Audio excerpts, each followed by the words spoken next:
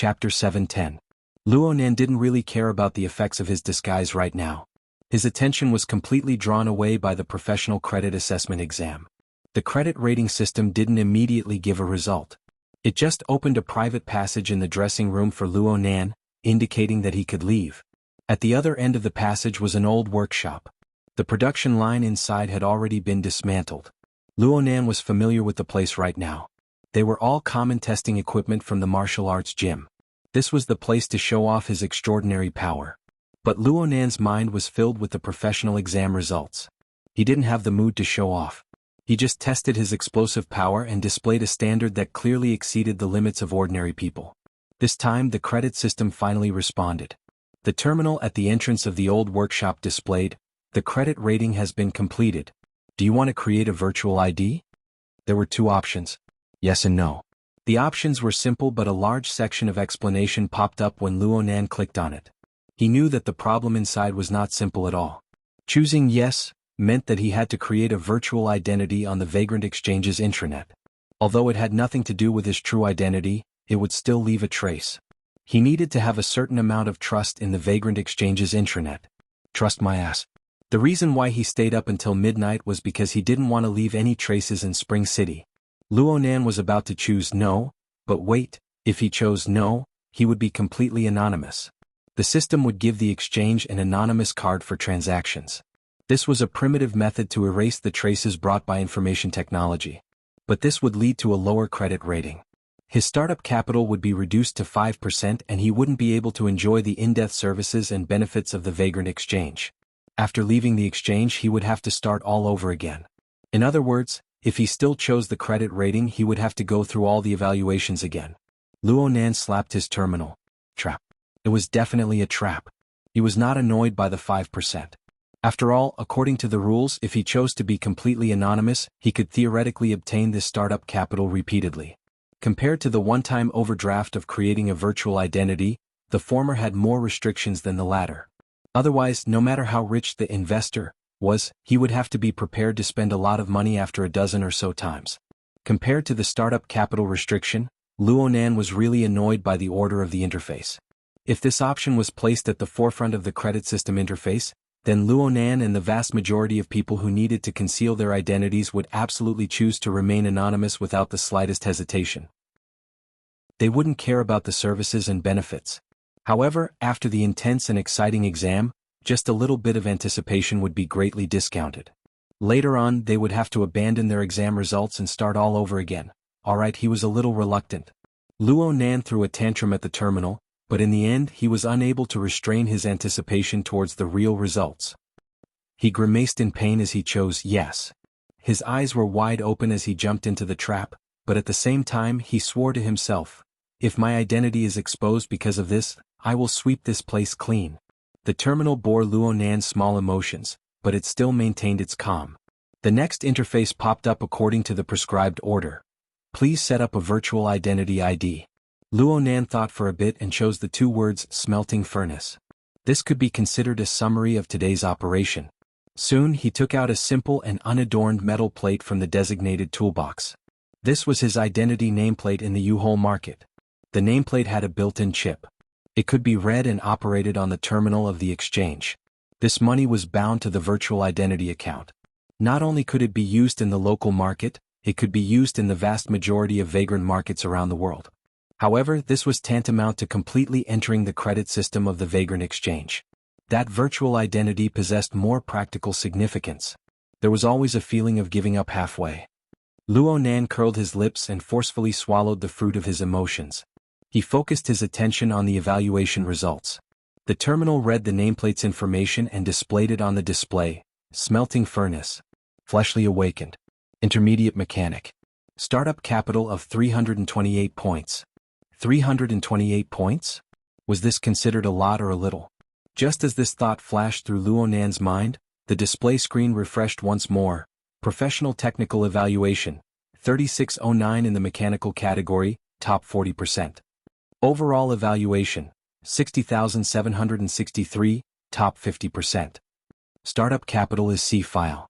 Note: if you enter the top 500 in the professional evaluation or the top 5,000 in the overall evaluation, You can change your file to be file. The corresponding startup capital will be refunded. Oh my, there was still a follow-up. Luonan blinked his eyes at the display screen.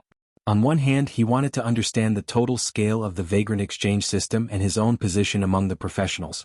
On the other hand, he wanted to gain a deeper understanding of the burn money scout and its tricks. Right now, it seemed that the startup capital itself was quite reliable. This wasn't a one-time deal. There were still upgrades to come. Of course, this was also a method to increase user stickiness. Luonan began to comfort himself. Fortunately, he chose to establish a virtual identity. Otherwise, if he followed the standard of 5%, he would be left with less than 20 points. What would he do with it? Buy a midnight snack? It was almost 1 o'clock in the middle of the night. There were very few people who would mess around at this hour in the black market. There was not a second person who entered the entire time. Luonan completed his mental adjustment. He stepped on his electric scooter in a carefree and unhurried manner. He rolled over the spacious asphalt road and passed through the spacious and empty factory area.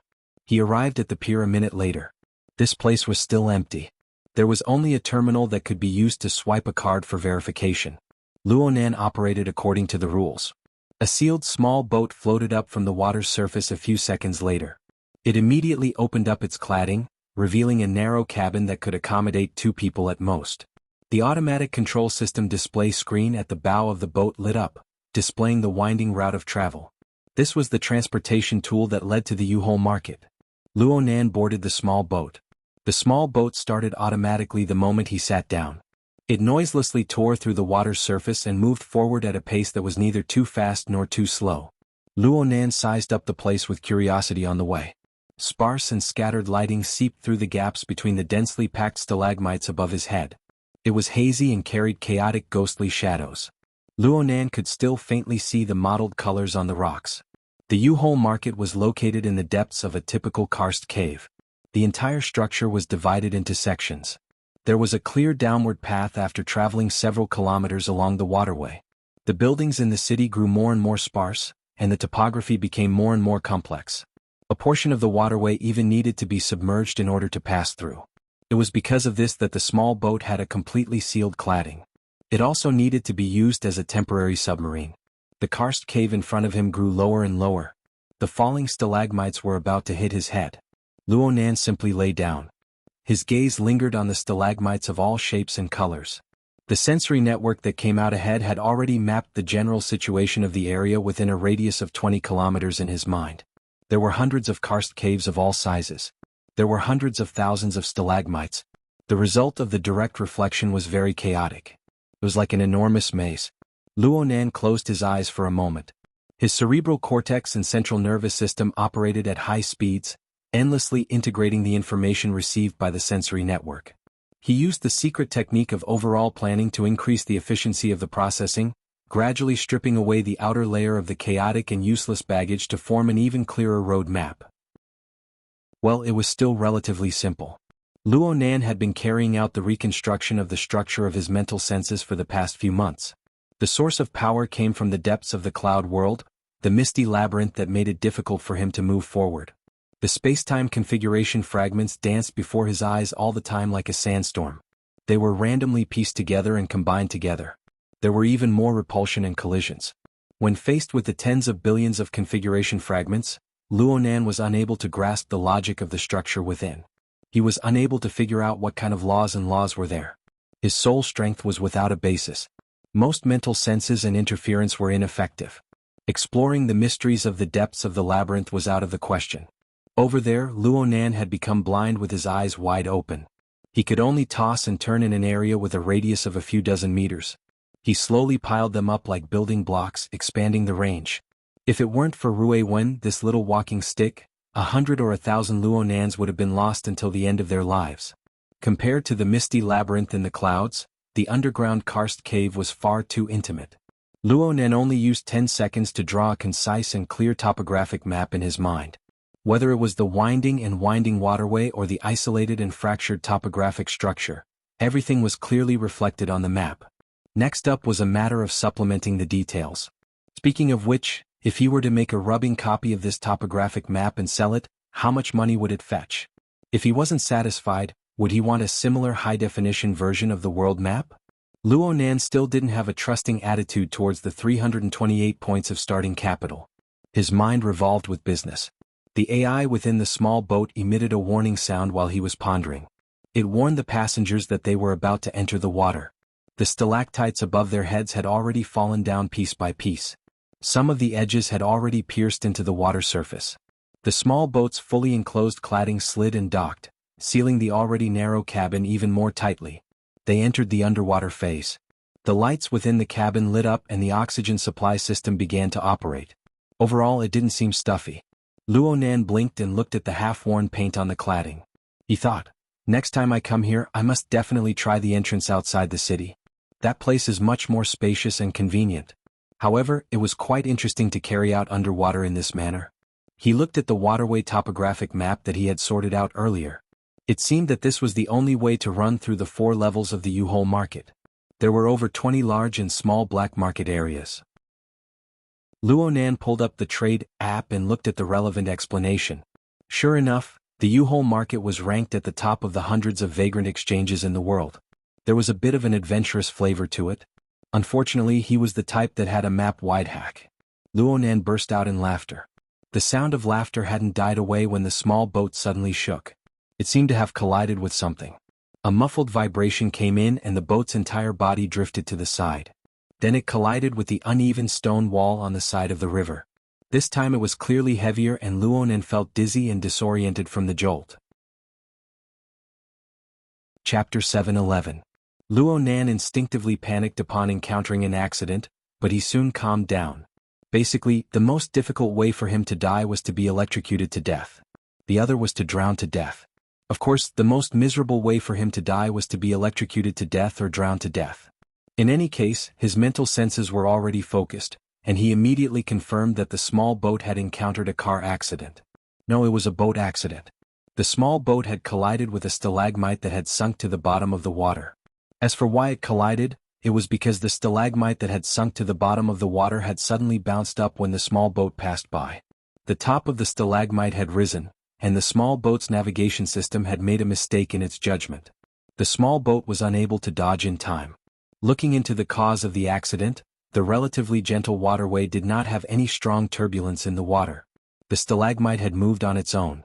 Could it be that the distortion of the wilderness had caused the stalagmite to become a spirit? Then Luo Nan saw that the front end of the stalagmite and the small boat had already cracked open for some unknown reason. Large amounts of water poured in, and there were flickering electric flames jumping inside. However, the flames were soon extinguished. Luo Nan's mental senses were limited by the precision of his senses. Without the support of special techniques, it was not enough to naturally penetrate the completely sealed opaque barrier. But it was different if a hole was opened. Oh my, this is truly a pleasant surprise. Luo Nan reached out and slapped the cover. Since the outside of the small boat was still underwater, the cover adhered to its own mission under the control of the system. It firmly sealed itself. This was not a problem for Luo Nan. The external neuron poked at the system, and the cover ignored the surging river water and opened on its own. Luo Nan shivered from the shock of the ice-cold river water. However, not a single drop of water seeped in, aside from the transmission of the chill. This was because he had utilized the condensation ring to fully control the water molecules, forming a thin and tough water membrane to protect the effects of his disguise. And so, Luo Nan followed the surging flow of water out of the small boat's cabin. The small boat had already moved forward a few dozen meters crookedly with the flow of water. He still needed to turn back. He hadn't deliberately practiced swimming, but the sensor network built on the foundation of the condensation ring made him very sensitive to the details of the flow of water. Coupled with his outstanding body coordination, he found the feeling after just a few strokes in the water. The water was turbid and dark, but it was as easy as reading lines on his palm. Soon he came to the side of the damaged stalagmite that was jumping. He gave it a push without any hope at all. Sure enough, even if the inside was hollow, the weight was quite heavy. At the very least, Luo Nan had no way of dragging it away. Luo Nan looked at the glimmer of light that still flickered within the fissure. He said to himself, "It's up to your luck." His soul strength interfered with the external neuron, forming an interference wave that swept across the control system within the stalagmite. A second later, a crack appeared in the middle of the stalagmite. The water that was supposed to rush in was strangely turned back and churned, as if there was an invisible wall that could not be penetrated. It was under these circumstances that the door on the stalagmite was able to break free from the heavy water pressure for a short period of time. It opened normally, and Luonan saw the transparent environment inside. He didn't go in. The door was far too small. Even his immature body of a youth would find it hard to squeeze in. With a slight thought, the water that had been blocked outside the door swirled and surged in. It was like an iron wok in the hands of a chef. It performed a unique skill similar to a flipping ladle. It dipped inside the stalagmite, and when it surged out again, it carried a small human body with it. The human body moved at an appropriate angle, avoiding the damage that might come from the door's collision. Perfect. It was just as Luonan's mental senses had predicted. This was a child that was at most 5 or 6 years old.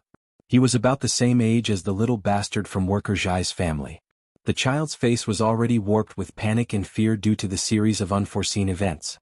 But even so, he still opened his eyes wide, doing his best to distinguish the surrounding environment after the series of unforeseen events. He was very different from his peers who closed their eyes and cried for their mothers. Let's go. Luonan grabbed the child by the back of his collar and turned around to chase after the small boat that had been washed several hundred meters away by the current.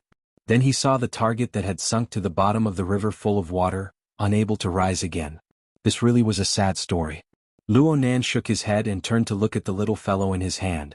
Then he saw the pair of eyes that were doing their best to open wide. The premise for the little fellow to be able to do this was that Luonan had already used the condensation ring to filter the water, creating a breathing, aerobic environment. Perhaps the little fellow already felt that there was no need to worry about his survival, but he did his best to look over. His panic and fear began to settle, and his brows were still furrowed. He really did look like a precocious boy. If this wasn't the case, it would have been impossible for him to drive a small submarine disguised as a stalagmite through the waterway. In addition, this child's body, tonight was truly an eventful night. At this time, Luonan naturally forgot that he was the one who started everything. He was the legendary instigator of all this. Luonan walked forward in the waterway for nearly a kilometer before he finally left this section of the underground waterway. Then he found a relatively flat riverbank and climbed up while carrying the little fellow. Illumination appeared once more here, reflecting the blurry outlines of the surrounding karst cave. The U-Hole market paid more attention to the construction of basic facilities, but no matter how much attention they paid, they couldn't withstand the appearance of accidents. I'll compensate you. Luonan still hadn't thought of how to communicate with the precocious boy in his hand, but the boy took the initiative to express his attitude. Other than his voice being a bit shaky, everything else was quite good. After all, he was soaked in water. He wasn't like Luonan. His entire body was dry. It was as if he had swum in a fake waterway. Luonan blurted out a sentence, "That small boat isn't mine anyways." Crap. He forgot to change his voice. Also, the moves he made earlier seemed to be all on the mental side. Right when Luonan suddenly woke up and was vexed, the precocious boy went, "Oh." Then he actually didn't say anything else. Luonan turned his head to look curiously. He saw the little boy turn his head to size up the surroundings. Then he raised his right arm to look at the projected virtual screen. A detailed map of the karst cave's waterway was displayed on the screen. Fine. His plan to sell the map could be scrapped. Luonan sighed soundlessly.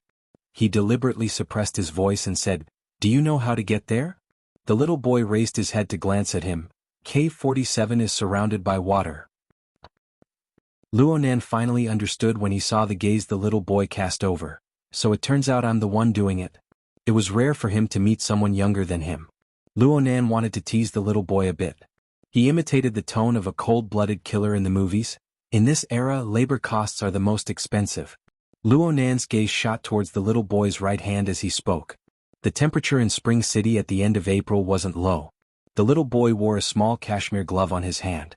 The sleeve of the glove covered his entire right arm tightly. The little fellow was very sensitive. He lowered his raised right arm. Luonan felt that he was being a bit rude, so he stopped teasing the little boy. "Forget it. Let's go. Even if you're being kind, you need to finish what you started." He didn't ask the little boy about the map anymore. Even though he didn't know what Cave 47 and Cave 57 were, he had an entire set of water maps of the karst cave terrain in his mind. He was very clear that he just needed to head east and cross a secret underwater passage to enter the cave market. There was a small trading market at the edge of the cave market. It was naturally convenient to go there. He grabbed the little fellow's collar out of habit and prepared to head east. Who knew that the little fellow would struggle? Go that way. The little boy used his left hand to point in the direction they came from. Go back. There's still a long way to go to the market. The return trip is even shorter. Are you bullying me for not having a map? Luonan was amused. He thought about the cause and effect of encountering this little boy, and a guest blurted out, Kid, you didn't run away from home, did you? I didn't. The little boy firmly refuted. His round eyes didn't even blink. He had a clear conscience. Luonan was just about to expose his lie when his sensory network captured a change in the river. He simply crossed his arms and didn't move. Then let's wait a bit longer. I have a premonition that the adults of your family will come looking for us soon. The little boy's eyes suddenly flashed. He clearly became nervous. His body still wanted to shrink back, but Luonan reached out and grabbed him by the collar.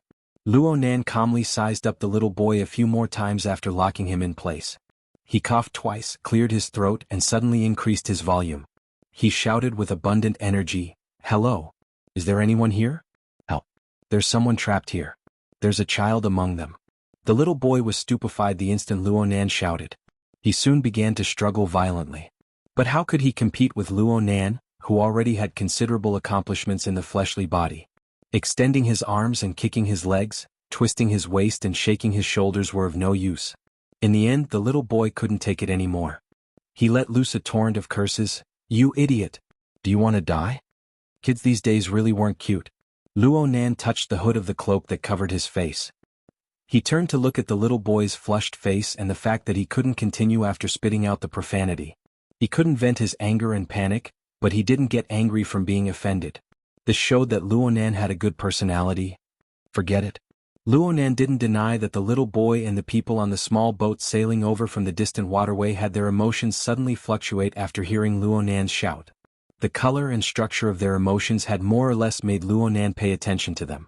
However, it was too late to say anything now. The waterway was soon illuminated by bright spotlights.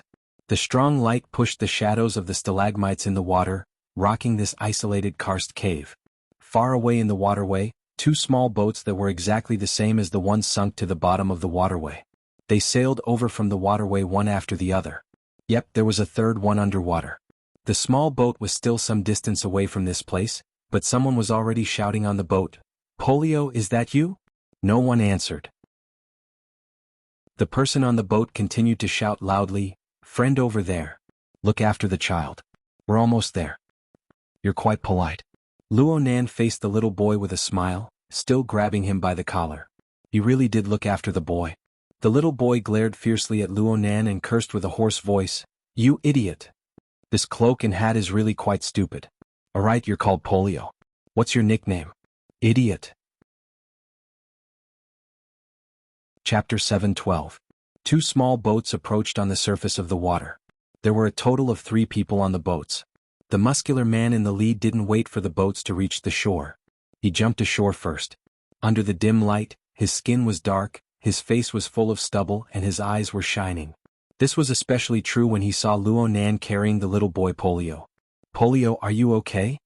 The bearded man expressed his deep concern. Luonan deduced from Polio's previous reaction that Polio would spit at him, or at the very least, struggle more fiercely. However, when the bearded man came ashore, the little fellow just hung his head and didn't say a word. Then the bearded man sized up Luonan. He was a bit stunned when he saw Luonan's attire. Of course, cloaked men like this were not rare in the U-Hole market. After all, this was the vagrant exchange. Aside from the local authority dogs, there were also some vagrant criminals wanted by the Star Alliance Committee. The most important reason was that there were too many people coming here. They specialized in tricking people. It was best to be able to cover their faces. The bearded man immediately reacted. He grinned, revealing a mouthful of white teeth. He gave Luonan a cupped fist salute that was rarely seen in the outside world, but was quite common here. This was to avoid the awkwardness of shaking hands with people like the cloaked man. Friend, many thanks. This child Polio has been tormenting us quite a bit. Friend, you. My boat sank to the bottom of the water over there. It collided with the little fellow's submarine. Really? Then I'm really sorry. Clearly, the bearded man knew how Polio had run away from home. His smile was a bit awkward. The little boy still didn't raise his head. He just greeted coldly, Uncle Luan? The bearded man laughed bitterly. Polio, it's rare for your mom to go out. She entrusted you to me, And your Aunt Fun. Now that your Aunt Fun is sick, you can't be tormenting her. Polio said coldly, I'm not tormenting her. There's just a problem with the experiment. The bearded man smiled bitterly at Luo Nan. He had the feeling of helplessness and love from an elder. He seemed to be seeking Luo Nan's approval. But Luo Nan's expression couldn't be conveyed under the double cover of the cloak and mask. Well, no matter how stubborn Polio was, the adults of his family had come looking for him. He had to return. Luo Nan, this customer of the exchange who disregarded past enmity and acted bravely for a just cause, obviously needed to be well received. Both sides exchanged names. Luo Nan naturally referred to himself as a smelting furnace. No one here would care. The two small boats on the surface carried them back. As there were only 2 seats on each boat, Jianghu and smiled and said, I'll squeeze with Polio. Brother Furnace, you take that boat. This was a very normal arrangement, but Luo Nan chuckled. Polio and I are the smallest here. It's most convenient for us to be together. Am I right, Polio?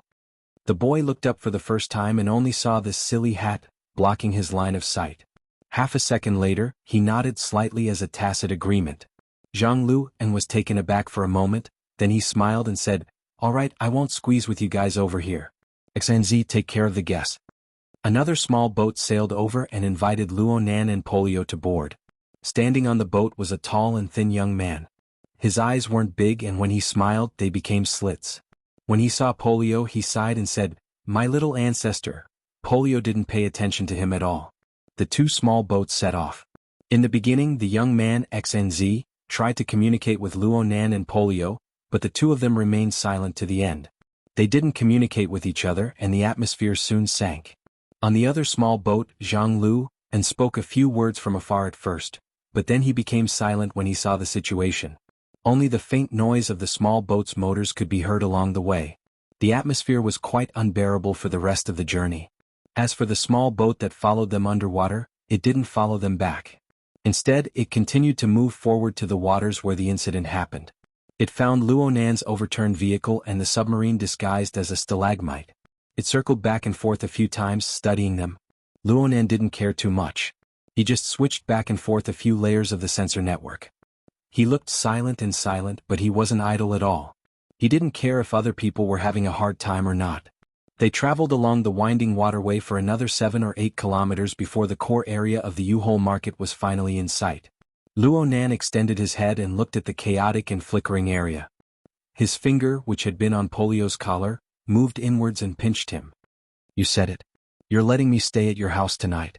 Polio raised his head in surprise, but he was pressed down by Luo Nan. He could only let out a muffled groan as though he was admitting it with a tsundere attitude. On the other side, Jianghu and smiled. It's not like we can't even find a place to rest here, Brother Smelter. It's nothing. We can learn from each other if we stay together.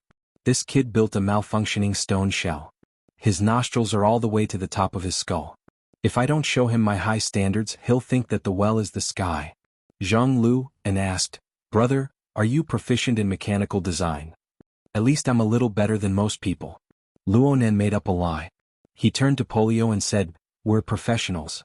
Don't forget to ask your mother to give me a discount when we go shopping. The small boat was docked at the dock. Luo Nan grabbed Polio and jumped ashore. Then he chose 2 electric hoverbikes and gave one to Polio.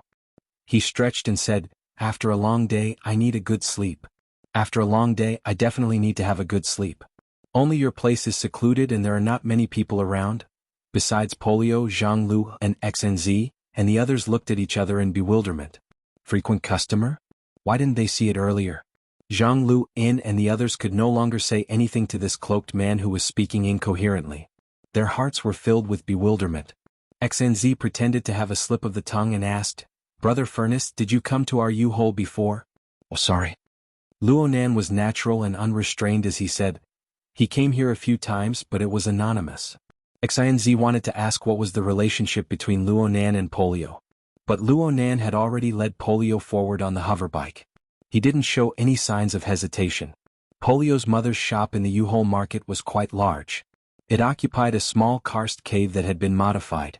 It was located in a remote area, and it took some time to get there. However, Luo Nan led the way the entire time. The journey was smooth and they didn't take any detours. Jianghu and the others were even more confused. They didn't say anything when they reached the shop. They left in a hurry with their heads full of doubts. After they left, Polio stared with wide eyes and asked, "Were you sent by my mother?" "Sorry, you're thinking too much." Luo Nan dispelled the boy's extravagant hopes. He didn't care about Polio's gloomy expression. He sized up the layout of the shop with interest. Just as he had observed through the sensor network, this shop was a repair center that sold mechanical parts. The layout of the shop was quite good, if he ignored the obvious signs of destruction. Luo Nan had long since set his eyes on the hand-assembled, wild-looking heavy-duty SUV behind the display window. He felt that this was simply the arrangement of the heavens. "This car is mine." "Ah. I'll help you solve your problem. Give this car to me." Polio was indeed a precocious boy, but he couldn't find any logic in his small brain when facing a character like Luo Nan who defied common sense. He subconsciously raised his right arm to make a gesture of strength, but his expression suddenly changed when he raised his right arm halfway. His entire arm froze in midair. It swayed up and down, but it no longer obeyed his orders. Luo Nan looked over. Polio's face was swollen red. He turned around and ran madly toward the second floor of the shop. But no matter how intense his movements were, his right arm maintained a stiff posture. It was hard to move. Luo Nan didn't follow. He stood in place and frowned. 2 minutes later there was a bang from upstairs. Something crashed down and rolled on the ground, making an ear-piercing noise. What followed was a series of smaller crashes, one after another. Luo Nan hesitated for a moment, but he still walked upstairs. Polio was half kneeling on the ground in a room on the second floor. There was an empty box in front of him, and there were other parts and sundries on the ground. They were undoubtedly the source of the previous noise. Polio's right arm maintained a stiff posture. His movable left hand pounded the floor again and again without holding back. He was gritting his teeth. His eyes were red and tears were swirling, but he didn't let them fall. Luo Nan couldn't help but be moved by the intense emotions of a 5- or 6-year-old child who was controlling them in a self-mutilating manner. Polio finally noticed Luo Nan at the door. He subconsciously wanted to retract his arm, but he completely lost the ability to control it. He could only let it lie rigidly by his side.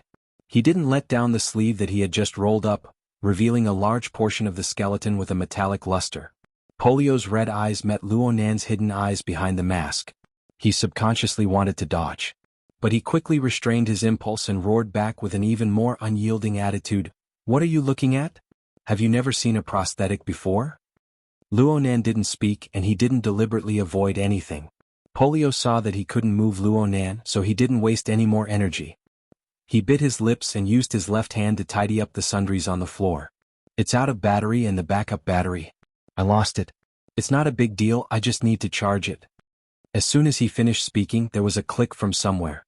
Immediately after, the lights above his head began to flicker, and the relay protectors began to take effect. The problem was that in less than a second, true darkness rapidly expanded, filling the room, the storefront, and even the surrounding area. Polio was stunned on the spot. He allowed the darkness to swallow him. Only the sound of his intermittent breathing could be heard in the room.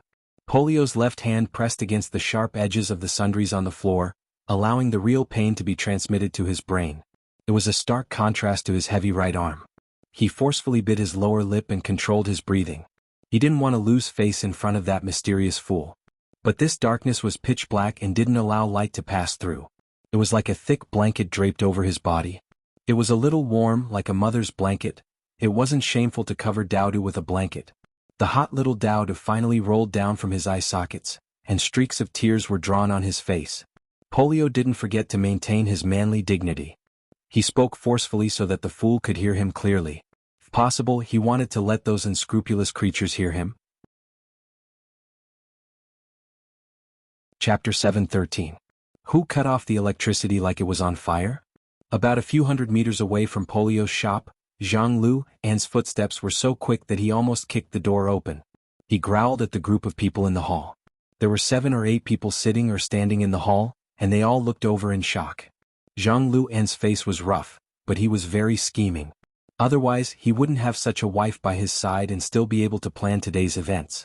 However, the ups and downs of the situation tonight and the successive changes put him under great pressure. It also caused him to have a belly full of evil fire, which immediately exploded when he was stimulated. "Brethren," someone came up and tried to explain, but Jianghu An thought he was the culprit. He glared at him and pushed him in the chest. Are you an idiot? You can't even understand the gravity of the situation. That furnace isn't easy to get along with. Have you ever seen a guy who can roll around in the waterway without a single drop of water on him? Either he's lying or he has special abilities. He clearly knows that the U-hole is deep, but he still barged in. Do you think people like that can be provoked so easily? The person who tried to explain looked aggrieved. Brethren, it was Mr. Wright who ordered it. Mr. Wright? Zhang Luan's temper was blocked, but he quickly gritted his teeth and said, even if it was Mr. Wright, even if it was me, so what? A cold voice interrupted him. A door at the back of the hall opened and a tall, middle-aged white man walked out, wiping the blood off his hands with a white gauze. Zhang Luan's pupils shrank. He tried to see through Wright's shoulder and the darkness behind the hall to see the situation in the room. His expression was so obvious that everyone in the hall could roughly see what was going on. The tall white man Wright threw the blood-stained gauze into the trash can and said coldly, "Don't worry, I left you some dignity. I didn't do anything too excessive. But because of this, your wife was able to show her loyalty and toughness, and didn't reveal any valuable information." Zhang Luan's expression was very ugly. Even if he and his wife parted ways and became enemies, asking others to interrogate and torture him was undoubtedly a double denial of his dignity and ability. Disregarding everything else, the subordinates in the hall were obviously following Wright's lead. This was also a very natural thing. After all, Brain Demon Wright was publicly recognized as one of the bloodiest figures in the wilderness. He was rather powerful and had a great reputation. He was just a middle-ranking member of a small order that had rebelled against him. In fact, didn't Zhang Luan himself only make up his mind to rebel after seeing Wright? After thinking for a while, Zhang Luan's anger was almost gone. He could only fight for some face for himself. Mr. Wright, we haven't found any traces of the church's holy relic yet. That bastard is a very important bargaining chip.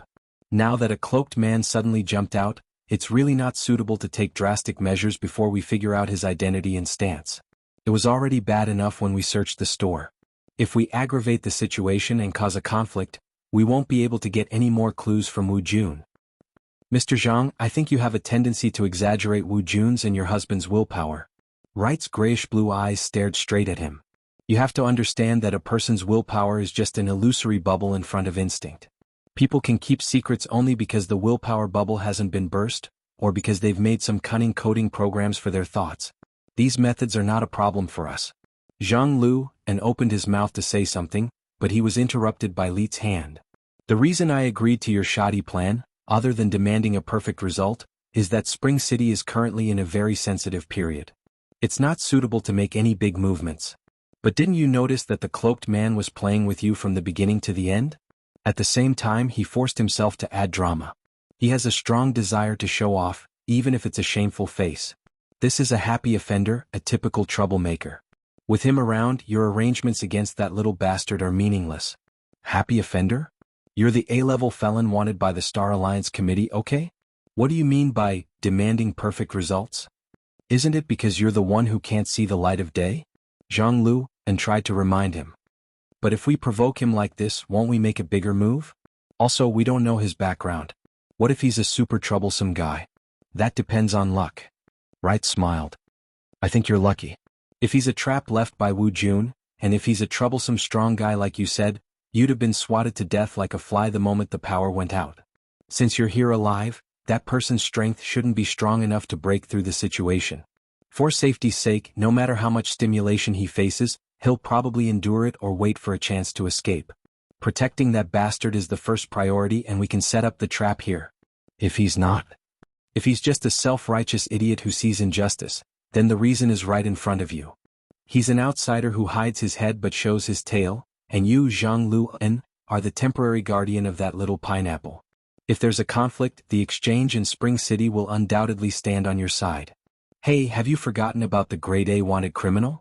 It's hard to say for the Ability User Association in Spring City, but the military system is counting on people like you to provide funds.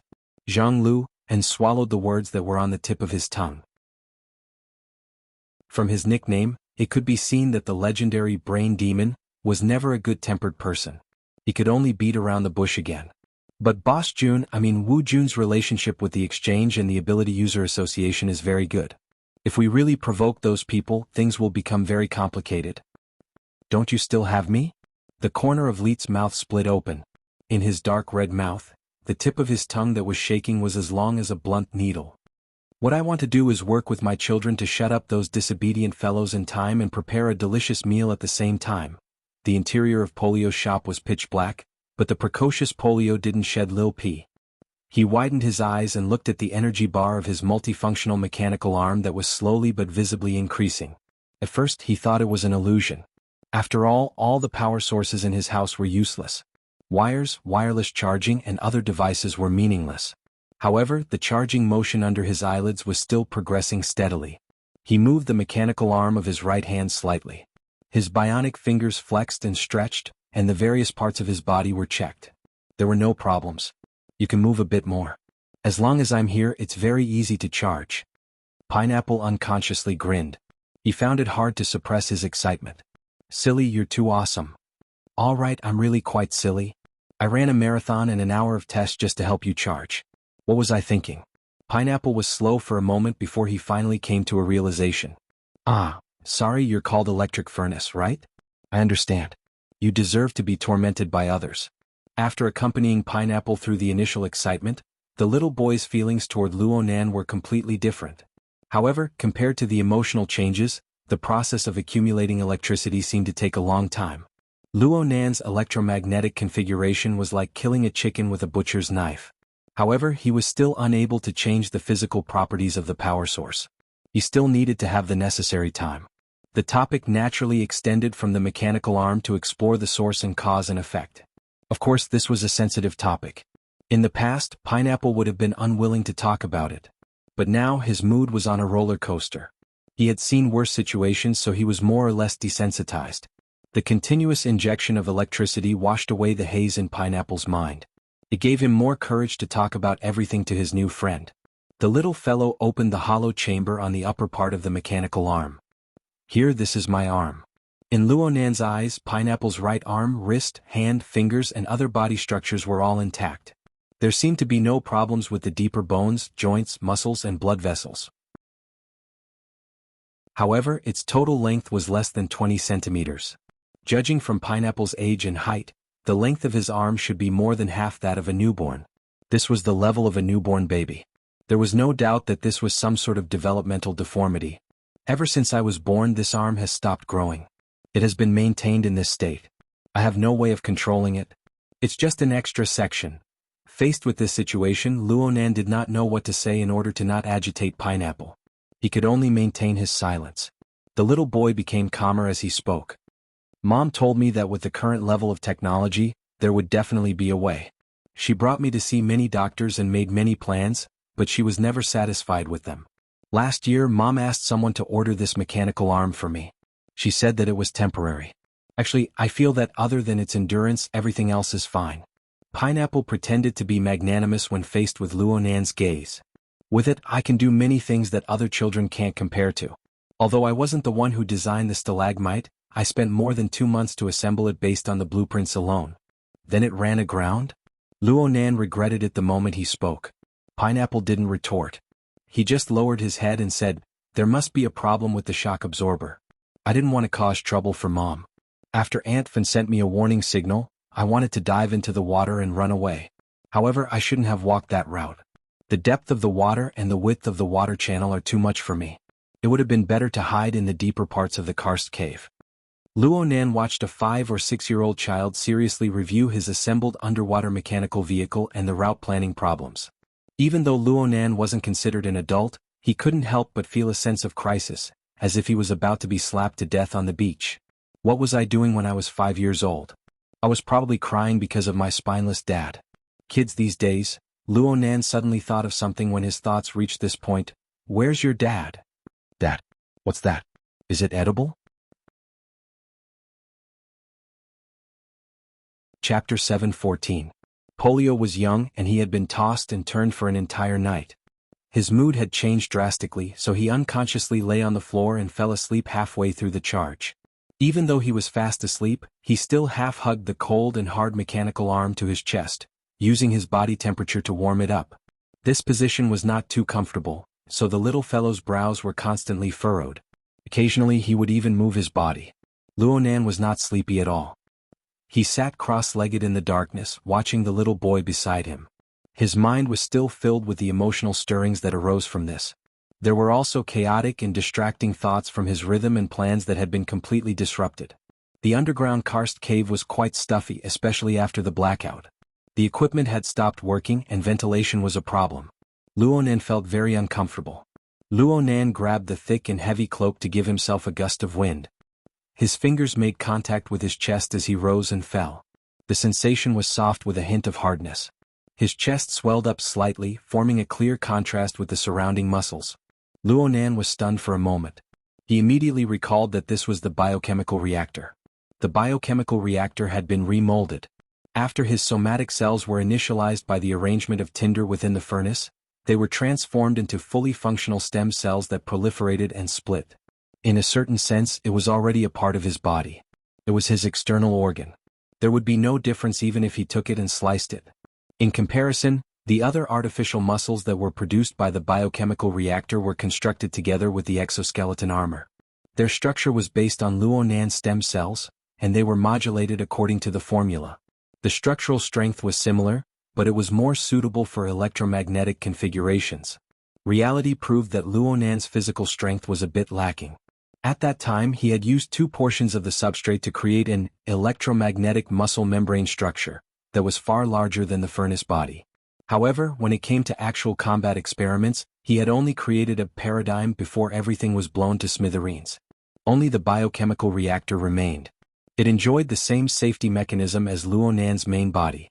The biochemical reactor's various functional areas had already been restored, and its volume had increased by a bit.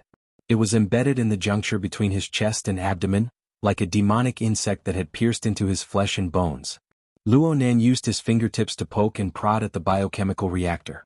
These were all subconscious movements, and he used this opportunity to organize his thoughts. After a moment he finally had a clear plan, and the inside of the biochemical reactor correspondingly changed. Luonan waited for the corresponding functional areas within the reactor to start operating. He extended his hand and touched Polio's deformed and undeveloped arm with his fingertips. He didn't make any other movements, but a collection tube originating from the biochemical reactor did a slight extension. It collected a bit of Polio's skin tissue and stored it in the storage area. This action was almost exactly the same as what Li Yiwei and Renqi had done earlier. However, the two of them were collecting the special secretions of a mutated human. Luonan just wanted to collect a bit of pineapple cell tissue for an experiment. He was thinking that the biochemical reactor's tissue regeneration technology was exactly what Polio needed. Luonan couldn't be considered a philanthropic person, but since he ran into her, he would obviously help if he could. Unfortunately, after a short period of analysis and experimentation, the virtual brain system gave him a disappointing result. Indeed, the biochemical reactor could rely on the arrangement of the furnace and a special formula to realize the initialization of somatic cells. Through the absorption of energy and nutrients, the cells could undergo rapid fission and multiplication, forming body tissue that was no different from the main body. It could even mutate into a special creation like the electromagnetic muscle membrane structure. However, the premise of all this was the ownership of the biochemical reactor and the control of the tinder. Luonan used his unique soul strength mode and the structural characteristics of his body and soul, which were blended into one after his formal awakening, to serve as the foundation for the biochemical reactor's activation and interdependence. Simply speaking, once bound, this night-level, basic colonization-type biochemical reactor could only be used by Luonan alone. He could also initialize Polio's cell tissue and reconstruct the tissue structure. However, this was a new product that had absorbed the characteristics of Polio's fleshly body. Luonan could use it, but if he transplanted it to Polio, the consequences of rejection, genetic pollution, mutation, and other unpredictable consequences would come one after another. Luonan vowed not to give up until the child was tormented to death. Taking 10,000 steps back, even if Luonan reformatted the biochemical reactor, erased all traces of himself and gifted it to Polio. With Polio's current state and the foundation of his body and soul that lacked the support of extraordinary strength, it was impossible for him to realize ignition and activation. The strong always inadvertently possessed something and vice versa. Luonan spat out a mouthful of turbid air. He temporarily gave up on the idea of borrowing the biotech of an unknown civilization to treat Polio. Let's return to a more realistic level. That fellow with the vicious nickname was sharpening his blade, preparing to turn him into reserve rations. Brain demon. Who's that? Luo Nan had a good habit of asking his secretary if there was something he couldn't decide on. He once again opened up the closed system network.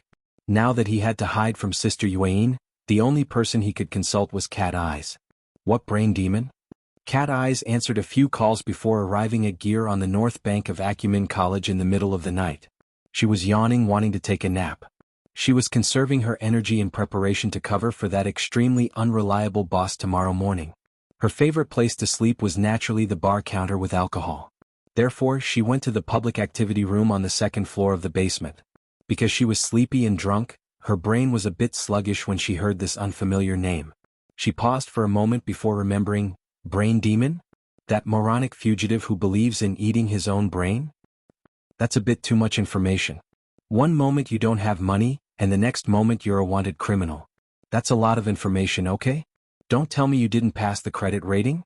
Have you already fallen to the point of capturing wanted criminals to earn money? Cough, how is that possible? Actually, it's like this. Luo Nan had a general understanding of the sequence of events from Polio's narration. Actually, even if he didn't go through Polio, just the intelligence gathering of the mental sensor network was enough to string together a basic chain of events. The framework of the events was very simple.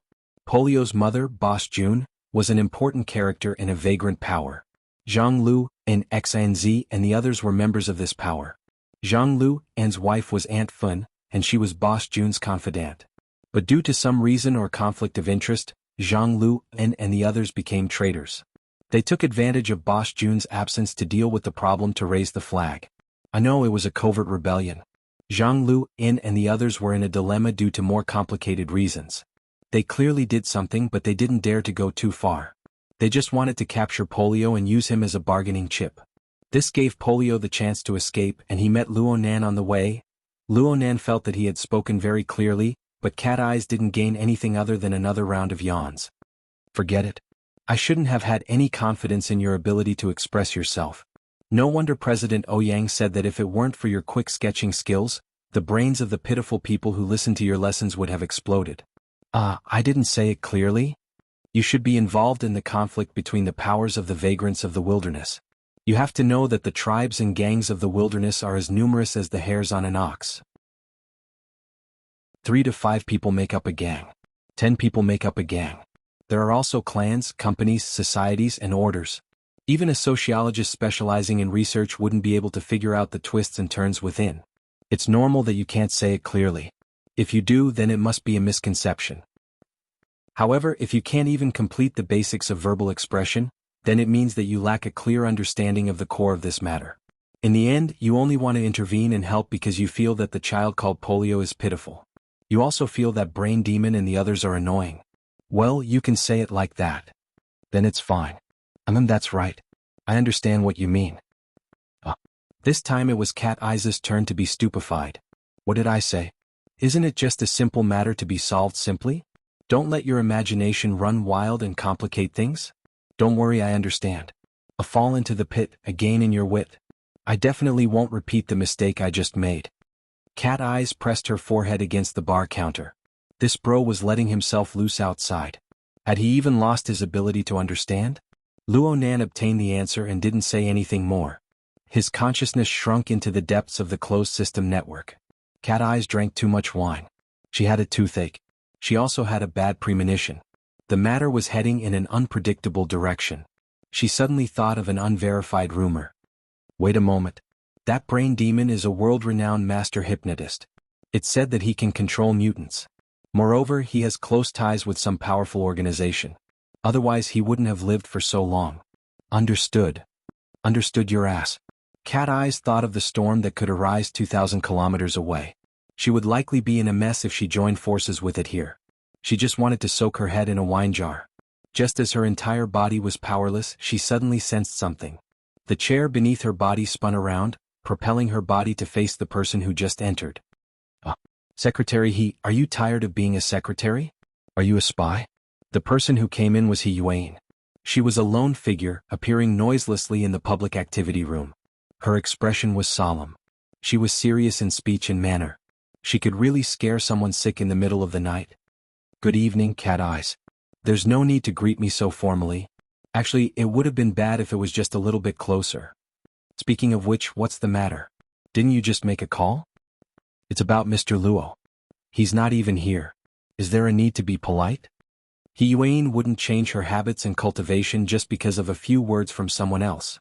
However, since she was personally here, she didn't beat around the bush. She went straight to the point. Mr. Luo has become quite headstrong recently. You know this.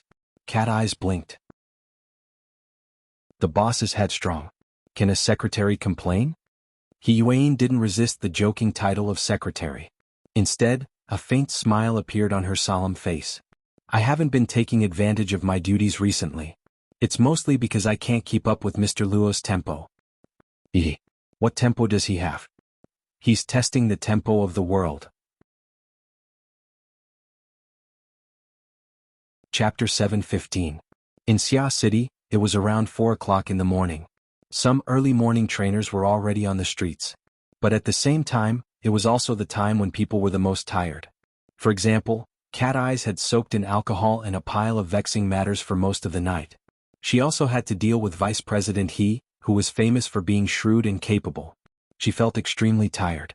When a person was tired, they lost their patience, so she didn't want to guess the deeper meaning of Hiyuan's words. She only curled her lips and knocked on the table. Get to the point. Hiyuan did not mind her attitude. She was no longer as serious as before.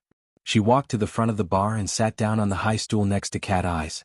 She casually picked up a cup and played with it. How can there be an important point in the world? Actually, I came here on a whim to find someone to chat with. Cat Eyes raised her eyebrows. Oh my. The problem becomes serious the moment the leader starts chatting. Hiyuan laughed again. Cat Eyes, you've been in good shape lately. Which eye of yours sees that I'm not bad? You can call it a judgment. At most, in another month or two we can see the architect? Cat Eyes blinked her eyes. I'm not the one who wants to ascend. Yes, the growth of supernatural powers is often like natural development. It's just that it doesn't grow from a baby to an adult. Rather, it struggles out of its mother's womb and opens its eyes to see the world. Hehe, I know you're talking about someone. Do you want a drink? Seeing Hiyuan nod her head, Cat Eyes snapped her fingers. The robot bartender behind the counter woke up from its standby state and concocted cocktails for the two. Amidst the soft sounds of the cup, liquor, soda, and ice cubes colliding, Hiyuan's voice also carried a bit of an indistinct meaning. When extraordinary power substantially rises a level, it's almost equivalent to a rebirth. Just like a newborn baby, what he sees and feels is completely different from when he was in his mother's womb. So it's normal to test and adapt. That's right, we need to verify the results. But you must also take note that the baby is only stretching out his soft fingers, while we might be stretching out our deadly blades and Mr. Luo. The finished cocktail was placed in front of Hiyuan. The light blue wine swirled in the saucer-shaped champagne glass, like the transparent seawater near the shore. However, as soon as his fingers exerted force, the wine in the cup turned into a whirlpool, violently rubbing against the walls of the cup. What Mr. Luo found out is a storm that can stir up the world. Cat Eyes let out a whistle. So what if he did? Just because he can control the storm, we have to tie up all his fingers or just chop them off. Hiyuan gave a rare shrug. I just believe that there are shortcuts to experience and learning. Words. Some things might as well be said directly. Anyway, I don't really like this boss. If your conditions are right, maybe I'll agree on the spot. Sorry, I don't know. Hiyuan took a sip of the light blue wine and immediately let the rim of the cup stop at her lips. She subconsciously bit down on it. This was a very uncharacteristic action of Secretary He, but Cat Eyes found it a bit more pleasing to the eye. There is only a fine line between wanting others to do something and forcing others to do something. I don't think I can grasp the scale of this, so I hope to find more people to help me think about it. And then you found me? Cat Eyes tilted her head to look at her. Hiyuan smiled and raised her cup to show her respect. Well, it's my pleasure. Cat Eyes also picked up her own cup. As an unfortunate person who has already been swept away by the storm, do you want to hear the truth from me? Please speak. Cat Eyes drained the cup of strong wine in one gulp. She borrowed the hot and spicy energy that rushed down her throat and into her brain to laugh heartily. Those unfortunate people who are about to be swept away by the storm, welcome. To be swept away by a fellow like Luonan serves you right for being unlucky. Don't forget to thank me. In the end, the laughter from 2,000 kilometers away could not reach Spring City. It was impossible for the living beings here to receive the messages filled with schadenfreude. This was especially true within Jianghu and store in the Yuhol market. The sounds of discussion in the great hall outside were clamorous. It was necessary to close the door in order to keep the inner room quiet. An unplanned flaw had appeared in the operation. Everyone felt uneasy in their hearts. Compared to the people outside, the people in the bedroom unconsciously stood in a more central position. They played a more important role. Within the entire store, the only person who had lost her freedom was Lady Yanfun. Right now she was lying on a bed. Her entire body was stiff and her breathing was weak. She wore only a thin layer of clothing on her body. Many parts of the clothing were dark red and glued together. She looked weak and miserable. In front of the bed, Wright slowly and methodically put on a pair of sterile gloves. I don't like bugs. Their way of thinking is completely different from ours. However, the mutant types of insects are the most abundant in the wilderness. Many functions can be found from their bodies. For example, the one that will appear next. I call it the treasure bug. It can secrete many kinds of pheromones. It doesn't matter what effect these pheromones have within its race. We only need to be concerned about what kind of effect it will have on the state of the human body and mind. Wright put on the gloves and his 10 fingers flexed a few times. He was like a strict doctor. Next, he extended his hand and very gently supported Yanfun's cheeks, helping her straighten out her position. All pheromones are very direct things. They evoke the target's emotions and instincts of desire. I don't need to hide it. The research of pheromones in the world today is mainly focused on the aspect of sexual instincts. The results obtained from this are also the greatest. After all, they can radiate many levels of the human body and mind. The higher the level of the animal, the wider the range of radiation. The effects are also more interesting. Yanfun wasn't a little girl who didn't understand the ways of the world. Her mind was also very clear, and she immediately captured the key words and sensitive words in Wright's mouth. She instinctively struggled, but her body that had been injected with neurotoxin was already completely out of control. Even her head was supported, and she was unable to move. Her eye sockets subconsciously dilated, and her eyeballs swayed back and forth as she tried to find another key figure, her husband Zhang Luan. At this moment, Zhang Luan was pursing his lips and holding a cigarette butt in his hand. He stood at the farthest end of the extension cord at the end of the bed, leaning against the chest of drawers behind him. This was a position that Yanfun absolutely couldn't see at the moment, and with Wright blocking in front, he could also avoid most scenes that he didn't want to see. However, the electronic photo frame propped up on the chest of drawers was still playing a collection of photos belonging to the husband and wife. This made Zhang Luan very irritated, and he turned his elbow back to press it flat against the surface of the cabinet. Wright was a demon that could read people's minds. It was as if he was speaking to Yanfun from the tip of her heart. I want to thank your husband. Previously, out of politeness, I had deliberately avoided similar interrogation methods, but now we have coordinated and reached a consensus. Of course, I will maintain the most basic respect for a tough woman like you, Ms. Yanfun. I also ask you not to wear colored glasses to view the use of sex pheromones. It is only a key to open the door of your instinctive desires. You will experience a process from tension to relaxation. In fact, I hope that the frequency of your brain waves can rush up to 20 Hz, and then gradually fall back to 8 Hz and below. This will cause you to experience great ups and downs, but it will also allow you to freely let your thoughts fly. Through the connections of various desires and synesthesia, you will slowly dig out those things that you love the most, need the most, hate the most, and fear the most. Yanfun's body trembled uncontrollably. On the one hand, it was because of the strange tone and content of Wright's deliberately lengthened and lowered voice. On the other hand, it was because Wright had already started to undo her shirt, exposing the skin of her chest to full contact with the oppressive air in the room. The restless and almost explosive feeling of humiliation agitated her body and mind, and it also caused the sensitive area of her chest to produce an uncontrollable physiological reaction. Very good, Ms. Yanfun, you are also secreting sex pheromones. You don't need to pay attention to what this means for the treasure bug. You only need to understand that it is also very sensitive to this kind of information and has a series of corresponding behaviors. Here it comes. Wright withdrew his right hand and quickly spread it out like a magic trick. He gradually lowered it to ensure that Yanfun could see the bug that had just crawled out of his cuff. The treasure bug in his mouth was flat like a fat leaf and was even better than a live bug. Its entire body was iron gray, and it covered almost half of Wright's palm. This guy is a bit big, especially after it drilled into the subcutaneous tissue. The problem is a bit more serious. But I can guarantee that when the time comes, you will definitely forget about this little thing. The pleasure and pain you will feel will be far more than what it will bring you. Yanfen lay on her back on the bed, her fully exposed chest uncontrollably rising and falling, and her fit and beautiful curves were even more thoroughly revealed. This caused Wright to temporarily jump out of the role of interrogator. He turned his head and praised Zhang Luan. "You have a good eye." Zhang Luan's entire face twitched. He lowered his head and smoked, not saying a word. Compared to the current humiliation, he was more worried about the treatment and corresponding respect that the new power would give him. However, at least from Wright's side, he couldn't see anything. On the contrary, because of this interrogation, XINZ and the others downstairs would probably be at odds with him. Why was it completely different from what he had expected? On the bed, Yanfen's body suddenly trembled greatly. This was already the limit of her current physical state. The treasure bug was penetrating the skin of her chest and slowly seeping down, causing a continuous painful stimulation. Wright had described the pain as insignificant, but this was clearly not the case.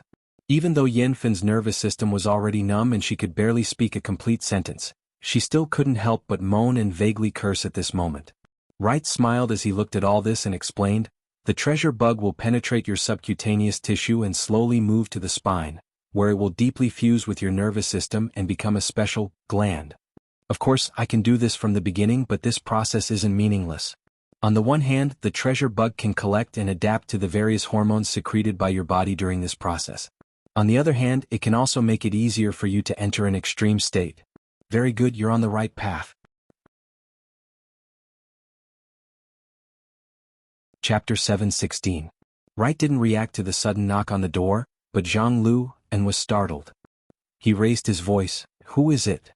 "Brother," and the voice outside was Zhang Lu, and's number one subordinate, XNZ. At this time, Yanfen on the bed seemed to be moaning and cursing a notch higher. Zhang Luan's face was inexplicably hot, and he shouted back in a rough voice, "What are you shouting for? Don't you see I'm interrogating you?" He emphasized the word "I," but his raised voice caused Wright to glance at him with dissatisfaction. "Maybe I shouldn't let non-professionals in." The corner of Zhang Luan's eyes twitched again. After Wright finished speaking, he only showed him the back of his head. Zhang Lu, and threw away the cigarette butt, adjusted his breathing and walked over to open the door. During the process he subconsciously tilted his head. Because his body had shifted, there was no longer lead to block him. He saw his wife wriggling on the bed, and the extent of her muscles twitching was far greater than this, so much so that the open wounds left by the torture earlier burst open one after another, once again oozing blood. Zhang Lu, and hurriedly turned his head again, and heard Wright continue to speak to Yanfen. It sounded gentle, but it was chilling. "Very good, this level is just right. My professional tells me that the activity in your cerebral cortex is very intense, and they are emitting tens of times more information than normal. I believe that the secret door in your heart is now open to me." His footsteps quickened and Zhang Lu, and finally touched the doorknob. He pulled the door open with a lot of strength, but it only opened a big gap. At the same time he used his strong body to block the gap. He stared at XNZ and said in a strict tone, "What's going on?" XNZ's expression was also quite serious. "Brother, and I just looked at the electricity meter monitor. The blackout area is obviously still running electricity. Should we take another look? Are you sure it's in Wu Jun's shop? How's the electricity consumption?" "It's not that big," Zhang Lu, and was indeed listening to XNZ, but his current brain circuit was obviously not suitable for in-depth analysis. Wright's slow voice in the room was like a knife repeatedly grinding on his ear mold. "I don't mind telling you another little piece of information. In your current state, the taste of brain juice is not good. There's too much seasoning in it, so I'll give you a chance to digest it. What you need to do is to strive for a small chance of survival during this period of time. You should do your best to obey me, please me, and tell me everything you know. Of course, you should also trust me and believe that this little fellow is a very sensitive control center, and can almost perfectly repeat all of my commands."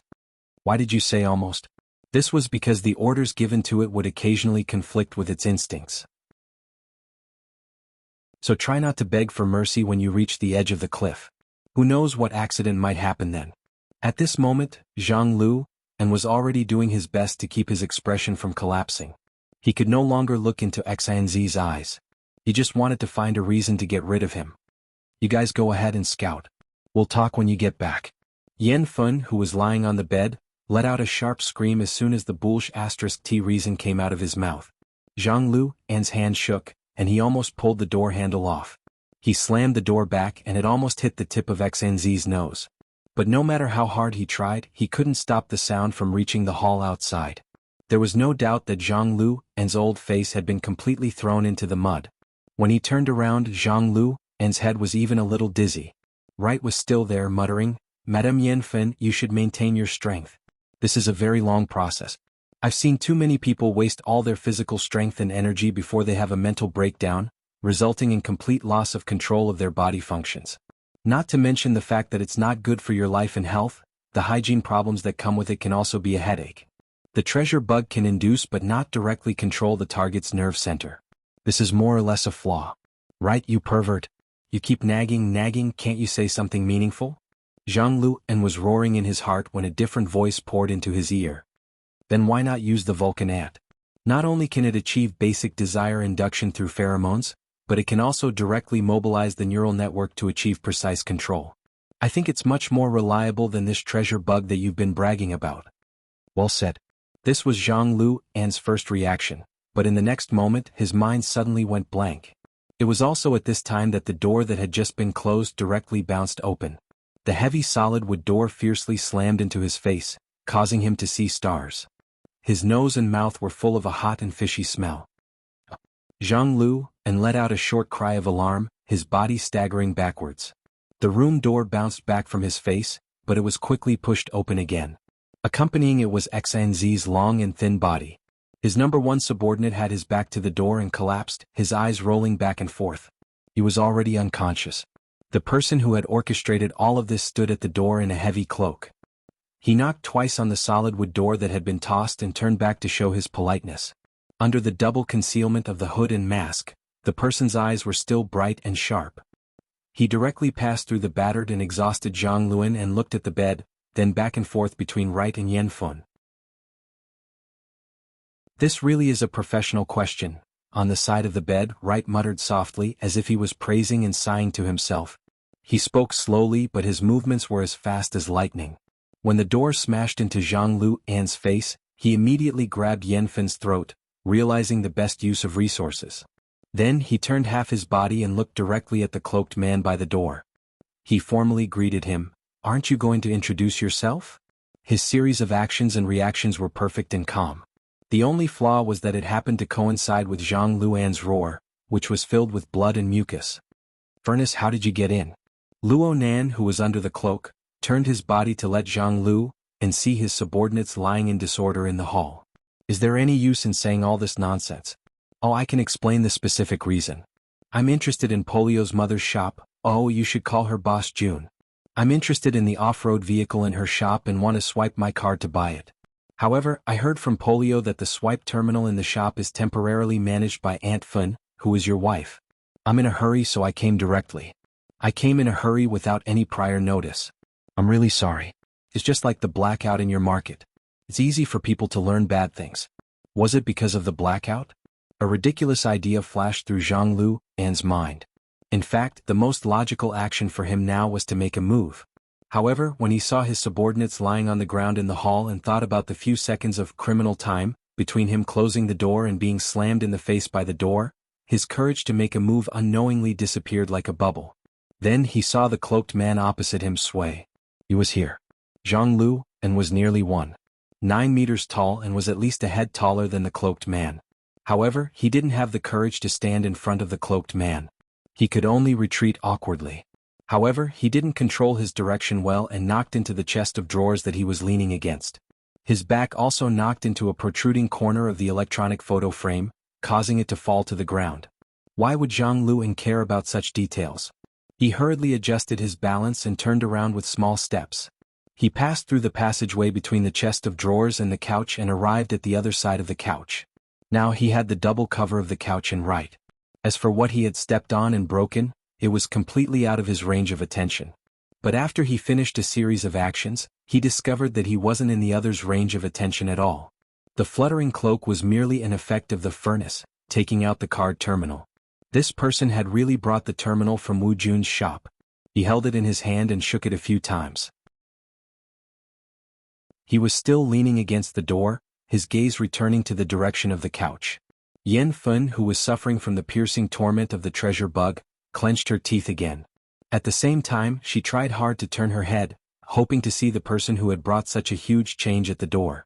Even if she couldn't do it, she had to use some method to remind the other of the great danger hiding in a certain corner of the room. However, her throat was tightly clasped by right. The back and forth friction between her laryngeal bone and laryngeal canal blocked her breathing passages and blood vessels, making her consciousness even more fuzzy. In a daze, she heard Wright's low, hoarse laughter. "Card payment? Looks like you have an impatient temper. How much is that car?" There was no response from inside the room. Wright was displeased. "I'm asking you, Jianghu, how much is that off-road vehicle?" Jianghu had already been reduced to a mouse in the bellows. He was completely unable to keep up with the tempo of these two people. He could only rely on his instincts to speak. I think it's 3,000 transaction points." Pineapple said to give me a 10% discount to express his gratitude. Wright sighed in admiration. "What a forthright child. Then it's 300 points. Just give it to him." But how could Jianghu be willing to step forward and throw his life away? He still wanted to resist, but Wright tilted his body to the side. His ice-cold and emotionless gray-blue eyes cut over, letting Jianghu understand that if he dared to say the word no, the next one to lie down as a corpse would be him. Jianghu moved out step by step. His speed was touching. Wright didn't pay any more attention to him. He turned around to face Luonan. "We can properly discuss the problem of the control center. You mentioned the Vulcan ant just now. It really was a very professional suggestion. Frankly speaking, the laboratory here has indeed done a few experiments. However, this sort of social species suffers too many interference and influences from the social model. The ant queen is also a huge problem." Luonan tossed the swipe card terminal and responded lazily, "Worker ants and soldier ants are indeed like this. Then we'll just directly control the ant queen. I've heard that Brain Demon Wright is a top-notch master hypnotist. I look forward to your performance." Chapter 717. There was no need for Luonan to answer meaningless questions. As for Wright, his gaze spun a few times on the cloak outside. His soul strength attempted to penetrate on the mental plane. But Luonan was certain when he changed clothes. There really weren't many people in this world who could break through his cage and pry into his foundation. Not even the infamous brain demon of the wilderness could do it. On the other hand, Luonan sized up Wright a few times from head to toe. He more or less figured out this person's foundation. If one were to refer to the society's conventional four-dimensional measurement standard, then Wright's soul strength had a very ordinary level in the first two of the four indicators of depth, intensity, sensitivity, and affinity. Many people proposed to change depth to degrees of freedom ever since Luonan proposed the cage theory. This was the level of just touching upon the abyss region. Intensity was basically the average level. His accumulation couldn't be said to be robust. But in terms of sensitivity, it was very lively and nimble. Though it wasn't as free as Luonan's pure observation mode, the corresponding affinity region was a domain of electromagnetic waves that was several tens of hertz and below. There were rich switching variations. And this was precisely the active range of human brainwaves. The mental activities of quite a few animals and mutants could also be included in this domain. Looking at Yenfin's specific case, it was just as Cat Eyes had given him. This wanted criminal was a master hypnotist. His techniques were skilled. If he hadn't arrived in time, Yenfin would have long since been brought into a situation of extreme fear and despair. Her mind would have collapsed. That was all. Luonan evaluated Wright's strength as be in his mind. This person was able to control people's minds and hypnotize living beings. He could do many inconceivable things, but he didn't seem to be the type who excelled in combat. Speaking of which, Wright's posture was really quite stylish. Was he a frog in a well? Or did he have something to rely on? On the other side, Wright muttered to himself for a bit after several fruitless probing attempts. The smile on his face grew lively once more. He appeared to be more interested in the topic of the Vulcan ant. He made a further discussion. "This, Mr. Furness? I believe that your following statement needs to be discussed. In the Vulcan ant society, the queen is a pure leader. Her specific functions can't compare to her people. And the pheromone secretion of the Vulcan ant individual can't compare to that of the myriad treasures bug." Luonan answered straightforwardly, "One is one. One is a nest. Of course, he couldn't do it like the treasure bug, but wouldn't it be better to use the ant queen as a remote control? Multiple connections, group control, just like a normal Vulcan ant nest. This idea is very interesting. However, I hope that there are more solid steps. Wright was somewhat disappointed. No matter how beautiful the proposal was, it could only be described as bragging if there was no substantive entry point. In that case, there was nothing to talk about. His eyes slanted to the other side. It was said that a certain person looked tall and strong, but when he walked, he couldn't even be compared to an old lady with bound feet. Was it going to take until tomorrow to finish? Being penetrated by Wright's ice-cold gaze a second time, Zhang Liuan truly felt as if there was a blade on his back. His feet instinctively sped up and then he arrived. Zhang Liuan's nostrils started to ache again when he reached the very close standard again. In fact, half of his face was still smeared with blood. He didn't even need to look in the mirror to know that he must be in a very sorry state. He didn't have any idea what was going on. He floated around, his voice trembling slightly. "Furnace Elder? Sir. Can I operate the card terminal?" "Of course." Luo Nan extended his hand and handed the terminal over. He waited for Zhang Liuan to take it, then he suddenly laughed. "Polio is so straightforward. You're his temporary guardian, so you shouldn't fall behind. How about you give me a discount as well?" Okay. Actually, the transaction points I obtained from my credit rating are only 328 points. It's quite painful to have them deducted all at once. It wouldn't be a problem if it was just a fraction. How about 28? I'll continue with the discount. Zhang Liuan revealed an awkward and helpless smile. He was completely confused by Luo Nan's words. Next, he could only stare blankly at Luo Nan as he took out the metal card representing the transaction voucher and lightly pasted it onto the card terminal. So it's like this. That's right. Wait a moment. Zhang Liuan finally remembered the basic operation, but at this stage he only had this bit of instinct left. He completely followed Luo Nan's instructions and entered the insincere number 28. A beep rang out and the card terminal was successfully swiped. Zhang Liuan subconsciously glanced at the display screen. The basic information related to the furnace was displayed on it. It was also the basic proof for completing transactions and employment in the various vagrant exchanges such as the U-Hole Market, Fleshly Side, Mechanical Design and Assembly. Zhang Liuan didn't know why he blurted out these words. Behind him, Wright let out a laugh. "What a dog's hit system. I heard that it was invented by the leader of your Xieluo order. Oh my, he's also a dog's hit character." Wright's reaction was quite big and Zhang Liuan's face twitched. He suddenly understood why Wright insisted on letting him swipe the card. Wright was clearly collecting information on the furnace to make a judgment. The problem was that from Wright's perspective, the answer he obtained was just like the money being swiped in. There was no sincerity to speak of. There's no fleshly side that can knock down 10 people in an instant, and at the same time, be able to completely block out the changes in the surrounding atmosphere. So, dogs hit fleshly side. This Mr. Furnace is only a mental side. Nonsense, I can guess it too. Zhang Liuan silently cursed, and Luo Nan's line of sight followed Wright's explanation at this time. He turned to look at Zhang Liu's side. Zhang Liuan instinctively revealed the hearty smile he normally wore when socializing. But his current state of mind could only seriously deform his facial expression. Even he himself felt embarrassed. "Zhang Liuan." Wright's deep and low voice suddenly came from behind him. Zhang Liuan subconsciously quivered. He wanted to turn his head, but his mind suddenly went blank. Wright's words from just now reappeared in his mind. "Bullshit fleshly side. It can only be the mental side. Hold on, the mental side. This fellow is a mental side. Then his close combat ability should be quite weak. Also, I'm a genuine fleshly side and my combat ability is top-notch. Now that the distance is within reach, isn't this a great opportunity?" And at this time, he saw the gaze of the furnace shift in Wright's direction. Just as it was about to turn, this was the best opportunity. A sure hit strike. The high-speed flow of thoughts instantly pieced together into a seemingly reliable chain. It was like some sort of transmission device that spurred Zhang Liuan's body, including the courage and gamble that were suppressed in the deepest depths of his heart. Zhang Liuan's mind heated up. He stamped his feet, lifted his hips, twisted his waist and threw a punch. He borrowed the good position of standing sideways next to the furnace to unleash a left swing fist, biting towards his target's waist and kidneys like a poisonous dragon.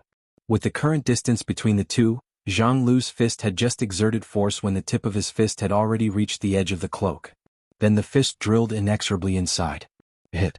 Jianghu, and could already feel the side muscles of his opponent's waist from the feedback of his fist. He seized the opportunity to twist his fist. He wanted to use all of his strength to smash his opponent's internal organs into mush. But in that moment, his twisting fist only tossed and turned in the empty air behind the cloak. At the same time, a figure flashed before his eyes.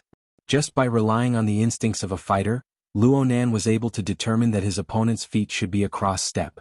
Luonan went against the direction of his fist and made a graceful dodge. An expert. This thought jumped out in Jianghu An's mind, but he was unable to correct his instinctive driving force.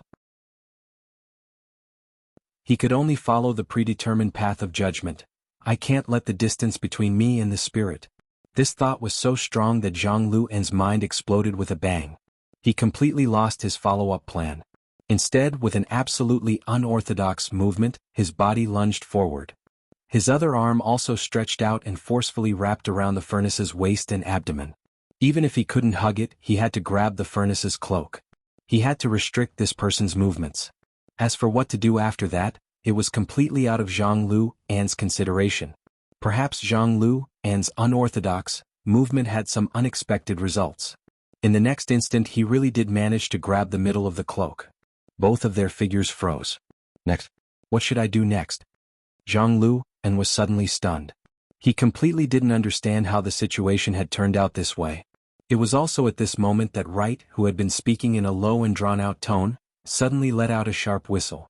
At the side of the room, a layer of blurry stone powder and water mist suddenly splashed out from the stone wall structure that was originally part of the natural karst cave, blurring people's vision. A ferocious flat head the size of half a human passed through the side of the stone wall. Wrapped in a misty water mist, it opened its bloody mouth that was similar to a crocodile's, biting towards the direction where Leylin and the furnace were entangled.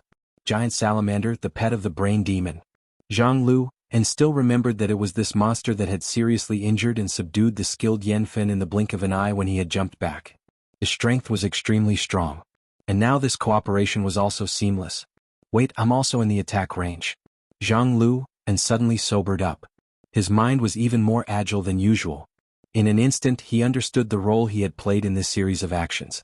Even the reason why he was so fearless was also clear and obvious. He screamed, "Right you!" What followed was an even sharper hissing sound. Jianghu An felt his body float up, and then he was thrown out by a terrifying force.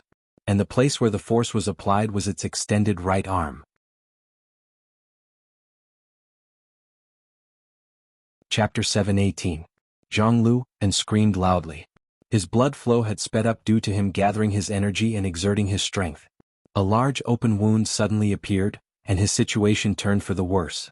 Blood sprayed out from the ruptured part of his flesh and blood. The enormous pain and fear that followed directly smashed his mental defenses. His entire face contorted to the limit and he even began to tear up. Oh, what terrible execution! As Wright lamented, the giant salamander that had mistakenly struck him wasn't greedy. Its thick and fat body came over horizontally, occupying nearly half the space between the bed and the door. It also blocked between Wright and Luonan, becoming a solid barrier. Luonan avoided the fatal attack in the nick of time and shook his head under his cloak. Then he looked at the rock wall that the giant salamander had drilled out from. The wall had undergone some renovations so it could be considered smooth and flat. There weren't any holes that could allow a monster of that size to pass through. There were only a few traces of wetness. It was similar to the wall-passing technique. It was a bidirectional distortion of the giant and the semi-void. No, there should be another ability. It looks like you really are a fleshly body. The level of your ability is quite surprising. Wright was still speaking in a slow and unhurried manner like a boss, but the strength he used to grip Yanfen's throat had clearly increased. Luonan sighed. You've said so much nonsense. This giant salamander of yours is about to breathe its last. I learned in biology class that the tetrodotoxin contained in the salamander is insoluble in water. If you want to spray a poisonous mist, you probably have to use its acidic bodily fluids to neutralize it. It's hard enough to do this over and over again. Biology class? One is never too old to learn. Wright's gaze roamed over Luonan's cloak. He didn't linger on this topic, but who knew what he was thinking? 2 seconds later, Wright returned to communication mode.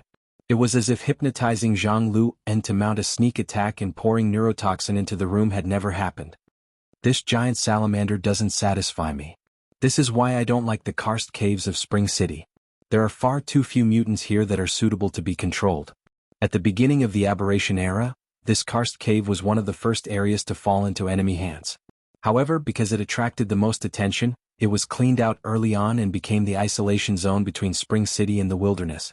Then it was filled with people like Jianghu and had already fainted due to massive bleeding, pain and fear, so he couldn't hear this evaluation. Wright only said it casually, and the focus of the topic quickly jumped to Jianghu An's wife. Maybe tetrodotoxin is useless to you, but I really want to know, can you stop this lady from absorbing the same toxin? In the previous experiments, my control of the dosage was relatively accurate, but seeing you here, it's too difficult for me to control the dosage in milligrams. Of course, it's not easy to control the power in your hands. On the bed, Yanfen's face had already turned purple, and she began to convulse due to a severe lack of oxygen. The neurotoxin had already weakened her ability to breathe, and now that lighter was clutching her throat, all of her breathing channels had been cut off. She was about to reach her limit.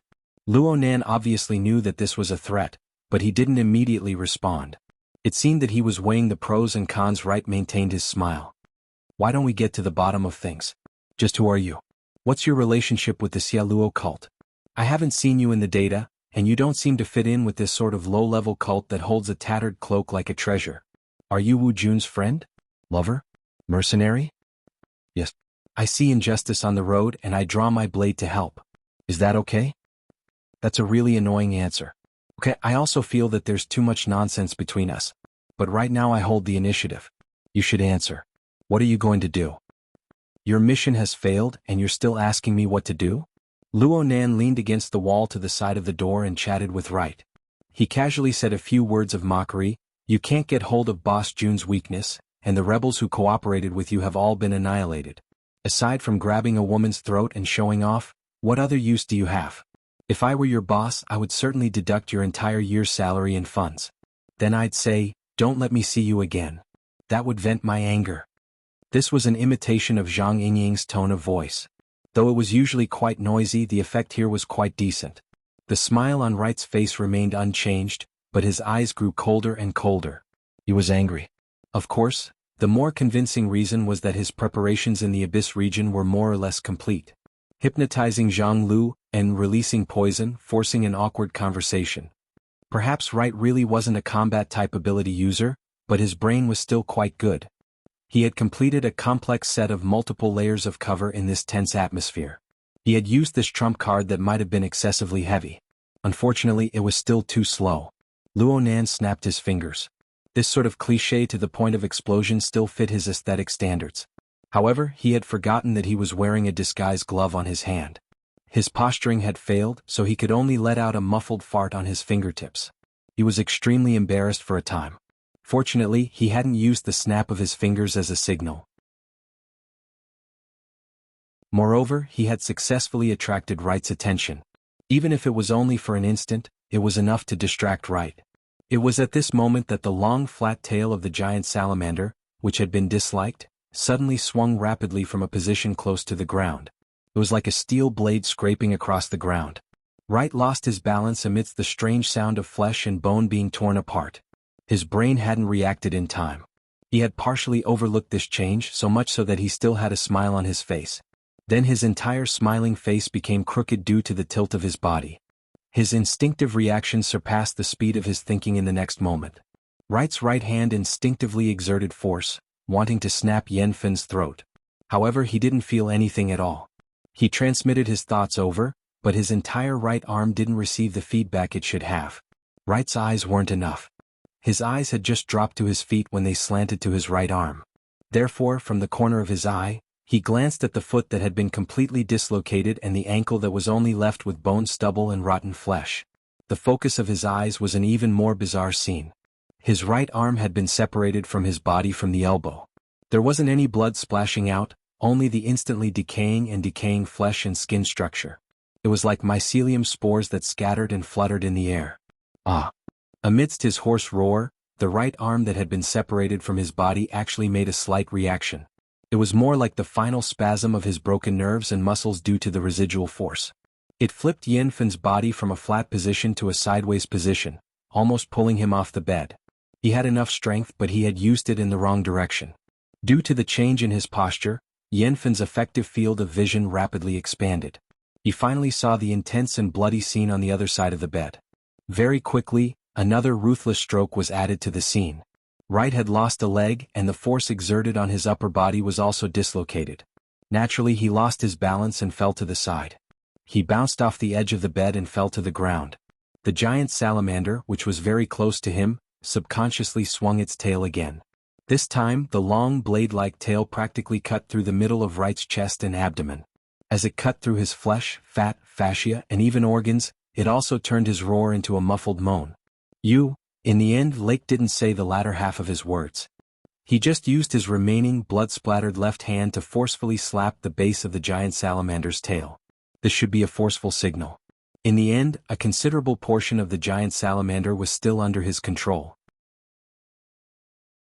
The body of this thick and sturdy monster, which didn't have any vocal organs, trembled, rubbing against the ground as it charged forward. However, a major problem appeared in its coordination. Its originally vigorous pounce became completely inaccurate. It swayed left and right like a car that had lost control. With a crash, it scraped against the door frame and half the wall as it charged into the living room. Then came the noise of an enormous struggle. The safety of the people lying on the ground in disorder outside was worrying. Wright lay on the ground, looking at this scene in astonishment. Soon, his gaze returned to the shadow of Luo Nan's hood. 2 seconds later, he spoke with a hoarse voice. "How did you do it?" "It's as I said before. Fire God Ant." Luo Nan indicated for Wright to shift his gaze to look at the ant-type mutant that was crawling on the ground amidst the bloodstains. These were 2 large ants the size of a thumb. They had just fallen off the giant salamander's body and were crawling towards the group of their own kind. And the number of fire god ants on the giant salamander's body was over 10 times greater. "Fresh delivery. I just got them." Luo Nan swept a glance at Ruewen, who was in the shadows in the corner. He revealed a smile that Wright couldn't see. "You control and induce the salamander's instincts and basic thoughts. The fire god ant controls its central nervous system. You make the salamander view me as an enemy, and I use it to perform a set of simple actions. Back and forth. It's very fair." Wright stared blankly at the fire god ant crawling in his bloodstains. "Where's the ant queen?" "You're talking about controlling the ant queen. No matter what, the ant queen is on the mental side. She's also the axis of collective consciousness. It doesn't matter where she is. You just need to control the signal from a remote relay." Controlling the ant queen?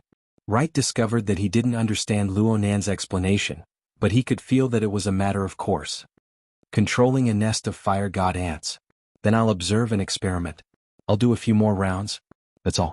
Luo Nan really was a matter of course. On the plane of reality, controlling a nest of mutants and controlling the corresponding population was still a shocking bomb that could blow up the academic world, the inner world, and even the wider domain.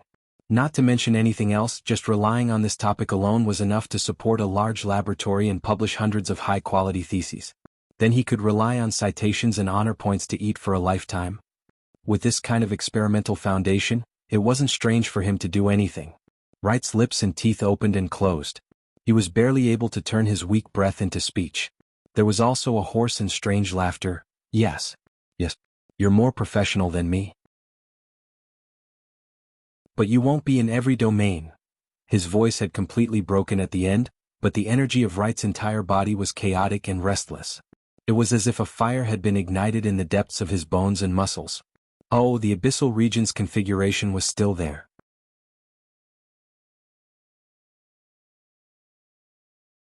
Chapter 719. Wright's own aura was practically overturned, yet the abyssal region's configuration remained unchanged. Clearly, it wasn't based on Wright's will. It was borrowing some sort of external force. But in order to borrow power, one's body needed to have a basic levering power. Wright, who had entered a dying state, had chosen to burn himself. Under the state of flames, the macromolecules that formed the human body would become especially excited. They would decompose into atoms and then rapidly undergo all sorts of chemical reactions. They would be pieced together into carbon dioxide, water vapor, or something else. At the same time, substances with higher melting points and boiling points would be left behind. Of course, Wright wasn't truly burning right now.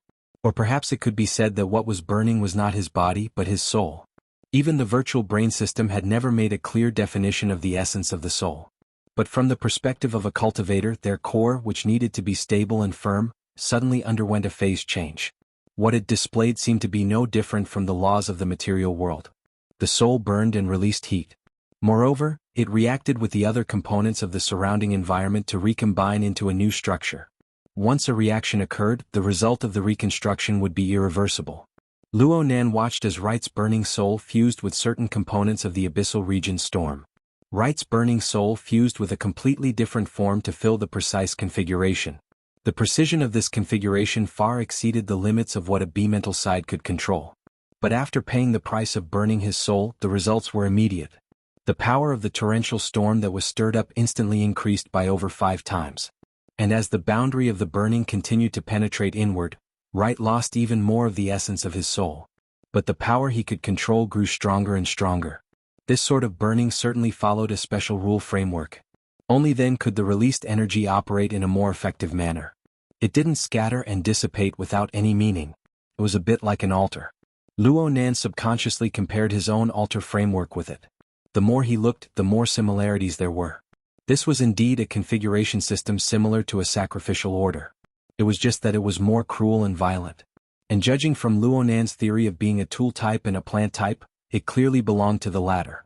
Luo Nan quietly leaned against the wall.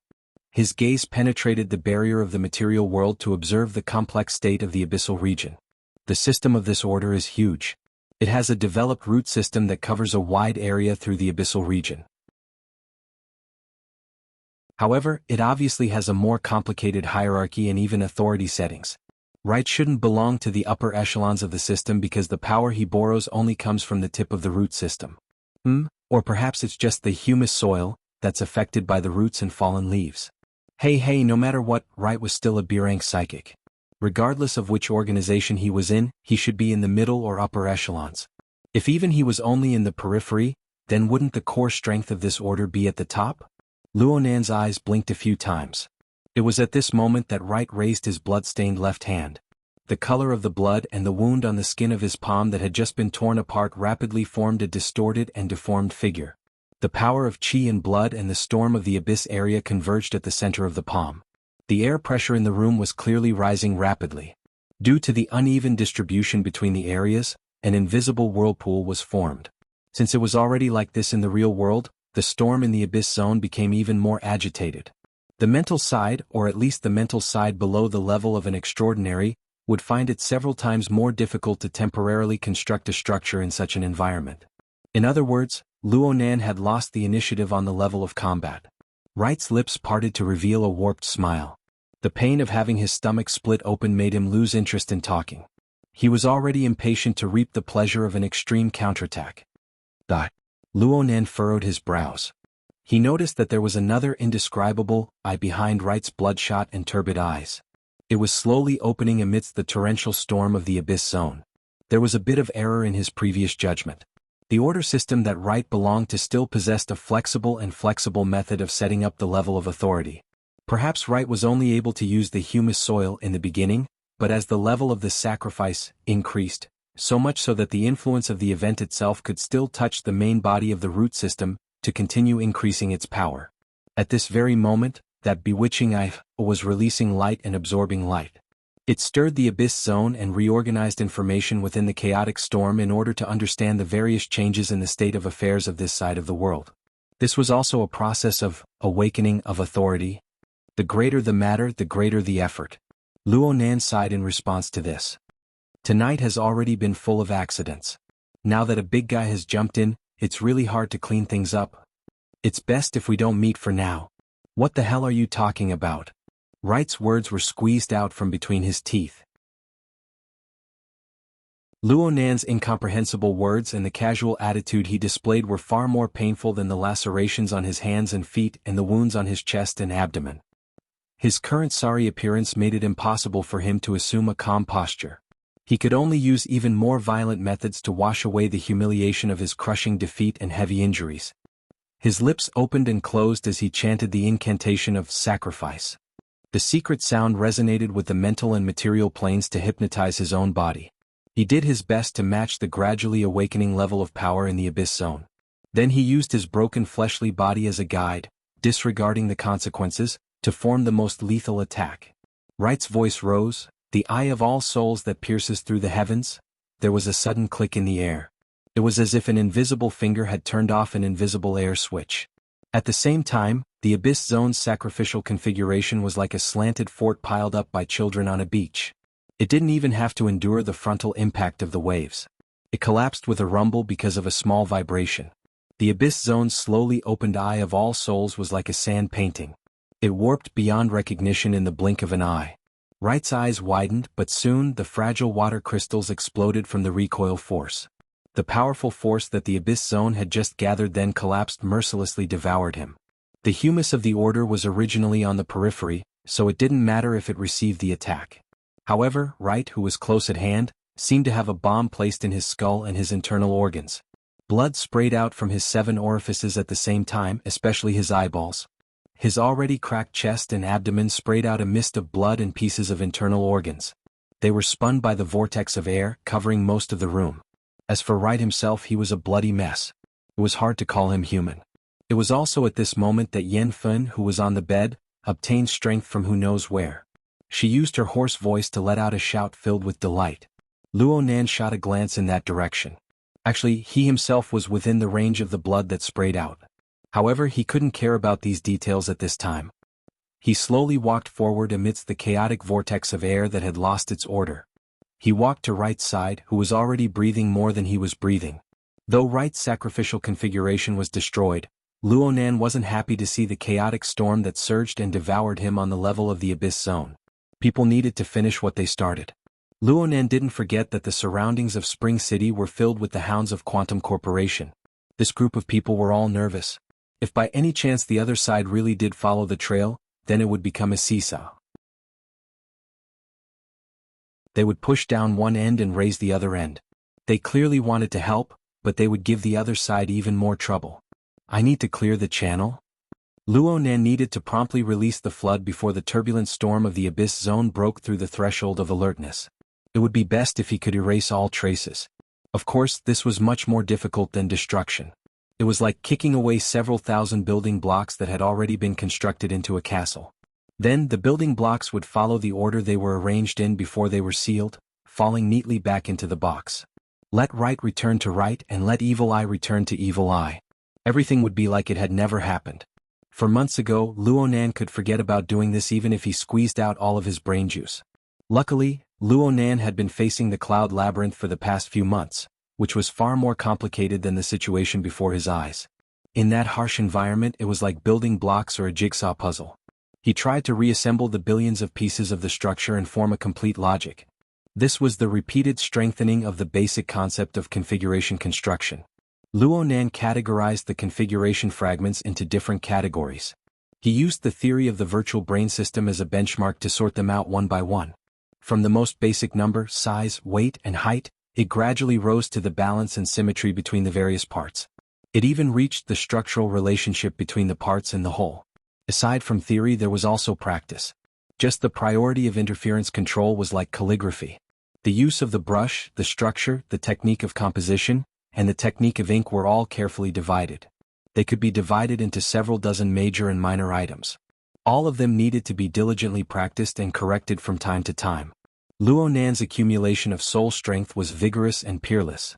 Otherwise, with the intensity of his practice, just the enormous consumption and the backlash from the shattering of the configuration would be enough to kill a normal ability user 1,000 times over. With such a rich reserve of experience, Luo Nan looked at Wright's crude method of construction once more. He really had a wonderful sense of superiority, like a reborn elementary school student. Not to mention the fact that he had just witnessed the entire process of the sacrificial configuration from nothing to something. It was built step by step. It was tantamount to having a standard answer first. All that was left was to test his memory. Even if he didn't, he would be able to see the shattered configuration fragments. He would be able to complete the dismantling and restoration work according to the laws and principles of the virtual brain system. He could also explore the rationality of the details in passing. The work was completed 3 seconds later. The air vortex formed by the imbalance of air pressure within the room was smoothed out. The fluttering cloak calmed down as well. It streaked across Wright's body and face, making his body appear faintly discernible under the lights of the room. Light and shadow instantly intersected, and a visible change occurred to Wright's ruined body. His twisted and shattered body suddenly became orderly. Even though his limbs were still incomplete, his figure could already be clearly discerned. Even the blood, flesh, and internal organ fragments that filled the air were gathered and pieced together by incorporeal hands. They were reassembled. At least on the surface they were reassembled. This was like a bloody and splendid magic trick. In fact, the mutual interference between the mental and material planes was like a magic designed by the creator.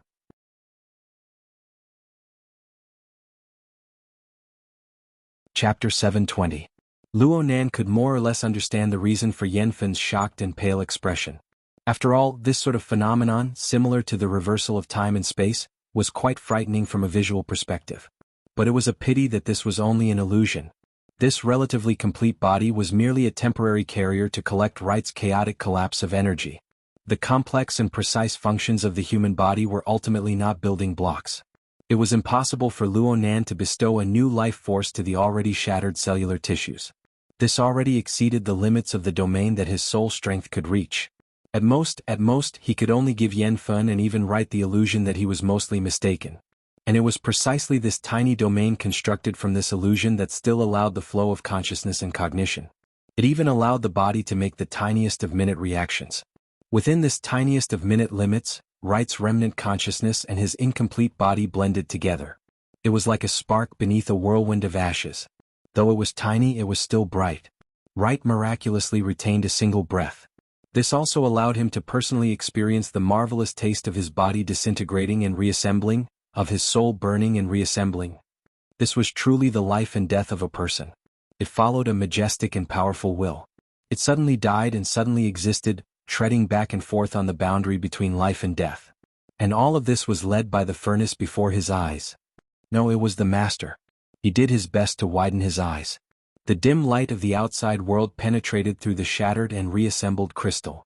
It spurred on the cone cells and a series of subsequent nerve reflexes, combining the fuzzy information of the outside world with the imaginary illusions in his brain. It made this demon, who was already destined to die, let out the most pious sigh of his entire life. Oh God! The temporarily reassembled soul was annihilated. The reformed body collapsed and dissolved like a pile of mud. It also completely digested the impact force of the abyssal storm, turning the intense turbulence of the abyssal plane into nothingness. This was undoubtedly an extremely cruel way to die. But before Wright completely disintegrated, his vocal cords vibrated. A weak force pushed through the layers of conduction in the air molecules, transmitting the sigh that was rich with emotions and time. Though the range of influence didn't even exceed a diameter of 3 meters, it was already enough for Luo Nan and Yanfen to hear it. Was this a god? A certain someone's requirements were really low. Luo Nan shook his head slightly. He wasn't as ignorant as Wright. The virtual brain system involved configuration, dynamo core, and all sorts of other deep theories. Luo Nan still didn't fully understand them. He stumbled and stumbled when putting them into practice. He could only advance at a tortoise speed within the labyrinth of clouds and mist. And from his perspective of experience, it was just a brilliant sun wheel within an abyss. The might that came from the endless void was immeasurable. With such a comparison, if he were a god, the power system of this universe would probably collapse immediately. In the end, it was just an overly delusional delusion of an ignorant person. This was what Luo Nan thought, but Yanfen, who was lying on the bed, quivered and her entire face swelled red. At that moment she was still under the influence of the nerve agent. Her limbs were numb and it was difficult for her to control them. She could only barely move her vocal cords to spell out 2 words between hiccups and chuckles. Luckily Luo Nan's ears were good. After Yanfen repeated it several times, he was finally able to make out the words clearly. Cloak, cloak. Hey, a cloak is different from a cloak. Of course, Luo Nan knew that what Yanfen said wasn't the literal meaning, but now wasn't the time to get to the bottom of it. From his perspective, finding the right nerve agent treatment method and antidote was more difficult than anything he had done before. His gaze turned to the door of the damaged room. There, the Vulcan ant was controlling the giant salamander to stagger back. Treat a dead horse as if it were alive. Ah no, the one who started the trouble needs to untie it. Whether or not tonight's matter would have a good ending would depend on whether or not this old saying filled with empiricism would be useful. Reality proved that Luonan's luck wasn't bad. It was just as Dead Ghost Right had said. He didn't add too much nerve agent to Yanfen. Yanfen herself had a rather powerful fleshly body. Her bodily functions were much stronger than a normal person's. After stopping the continuous injection of the nerve agent, Luonan assisted her in combing her neural network, and she slowly recovered. When she was barely able to move, Yanfen struggled to get down to the ground. She practically threw herself at Luonan's feet. She didn't care about the filth and bloodstains on the ground. She gave a heavy kowtow. There weren't any words of thanks coming out of her mouth. Instead, she piously kissed the corner of Luonan's cloak. Was this a custom of some vagrant tribe or their Xiaoluo cult? When in Rome, do as the Romans do. Perhaps it could be said that Luonan maintained the principle of acting cool. Luonan resisted his instinct to avoid it and accepted it. Yanfen gave another kowtow after completing the ceremony. Then she staggered to her feet. She practically used her hands and feet to arrive at a corner of the room. Jianghu, who had fallen into a semi-conscious state due to massive blood loss, lay there. Yanfen didn't say a word from beginning to end. She just used her trembling hands to feel around Jianghu's body. Soon she pulled out a dagger from the leather sheath at Jianghu's waist. This should be the weapon that Jianghu normally used. He didn't have the time to use it when he attacked Luonan, but now Yanfen had it in her hands. Without any hesitation, Yanfen stabbed the dagger straight into Jianghu's perfectly fine left shoulder socket. Luonan's eyebrows jumped when he saw this, but he didn't seem to have the qualifications to say anything since his feet were a bloody mess. Jianghu woke up from the pain and screamed loudly. But when his eyes reflected the pale and distorted face of his wife, it was as if his throat had been cut open. Only the hissing sound of air leaking could be heard for a time. Yanfen pressed the weight of her entire body onto the dagger. The edge of the dagger had long since pierced through Jianghu's shoulder socket, stabbing into the ground below. She was very close to Jianghu and her husband. She was practically speaking right next to their ears. "Tell me, why did you do this?" Hiss. "Let go. Let go." Jianghu finally remembered to speak, but he begged for mercy from the torment of the pain. His thick and sturdy body spasmed and twitched as he rubbed against the ground. "Tell me why." Yanfen's voice was weak. It was as if she could lose her voice at any time. But the enormous tension of her emotions bombarded Jianghu's heart with the piercing edge of the dagger. Jianghu wriggled and struggled on the ground to no avail. He could only scream with all his might, "The Xiaoluo order is about to be finished. I told you before. Right is a member of the Amaterasu order." The Amaterasu order? The strongest of the three great orders. "There's no hope for us if we're targeted by them." "No hope?" The breath in Yanfen's throat trembled. It was hard to tell whether she was crying or laughing. "There's no hope for us if we're targeted. You want to sell everyone? Weren't you the ones who insisted on putting on airs?" Blood gushed out of Jianghu's shoulder like a fountain. Blood flowed endlessly from his severed arm as well. His willpower had almost completely collapsed. Tears and snot flowed from the dignified and imposing man's eyes. He was in so much pain that he couldn't even reply for a time. Yanfen didn't need to reply either.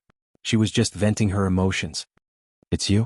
You used the survival of the tribe as an excuse to push Wu Jun to the top. She's not a member of the tribe. She's just a postgraduate student stranded in the wilderness. She's still pregnant. She was about to return to the city to give Polio a better environment. It's you? You forced her to the top. It's because of the cloak, right? Because she's the only operator in the base who has mastered this technique." Once again Yanfen twisted the dagger in her hand. Jianghu screamed even louder. His waist and legs twisted. He tried desperately to shake Yanfen off, but it was all in vain. In the end he just gave up and shouted, "So what? She should have given me the cloak long ago." "Give it to you? Didn't she want to return to the city?" After returning to Spring City she could have left if she wanted to, but she refused to let go of the position. Those stubborn idiots really treated her like a priest. Fine, even if she was a priest, what did she do? All she did was enchantment. Enchantment. Enchantment. These childish tricks might have been useful in the wilderness, but they're in a big city now. There are so many powerful people in the government, the military, the association, and the church. Enchantment is useless. Give me power. Jianghu's face was purple, and his veins were bulging. He screamed at the top of his lungs, "Since she's a priest, isn't it reasonable for her to give power to her believers? If she can't even do that, how can she start a religion? How can she call herself a god?" Yanfen screamed back, "We never did that." However, Jianghu was purely venting at this time. He only roared in his own logic, "That *T cloak is simply the nonsense of a crazy old man. Only those stubborn fools would worship it as if it were a god and promote it wantonly. Now the Amaterasu sect is here. They asked for it and they got it. Why should I die with them? Of course I have to sell it for a good price." Yanfen stared at the man beneath her. She stared at her husband and squeezed out the words through her teeth, "You're shameless. Only a useless god is shameless." Jianghu pushed his head back. He didn't even care about the wound on his shoulder as he scolded, "Useless, unqualified. Compared to a real church, you're just trash that can't do anything. It's trash like this that has delayed me for so many years.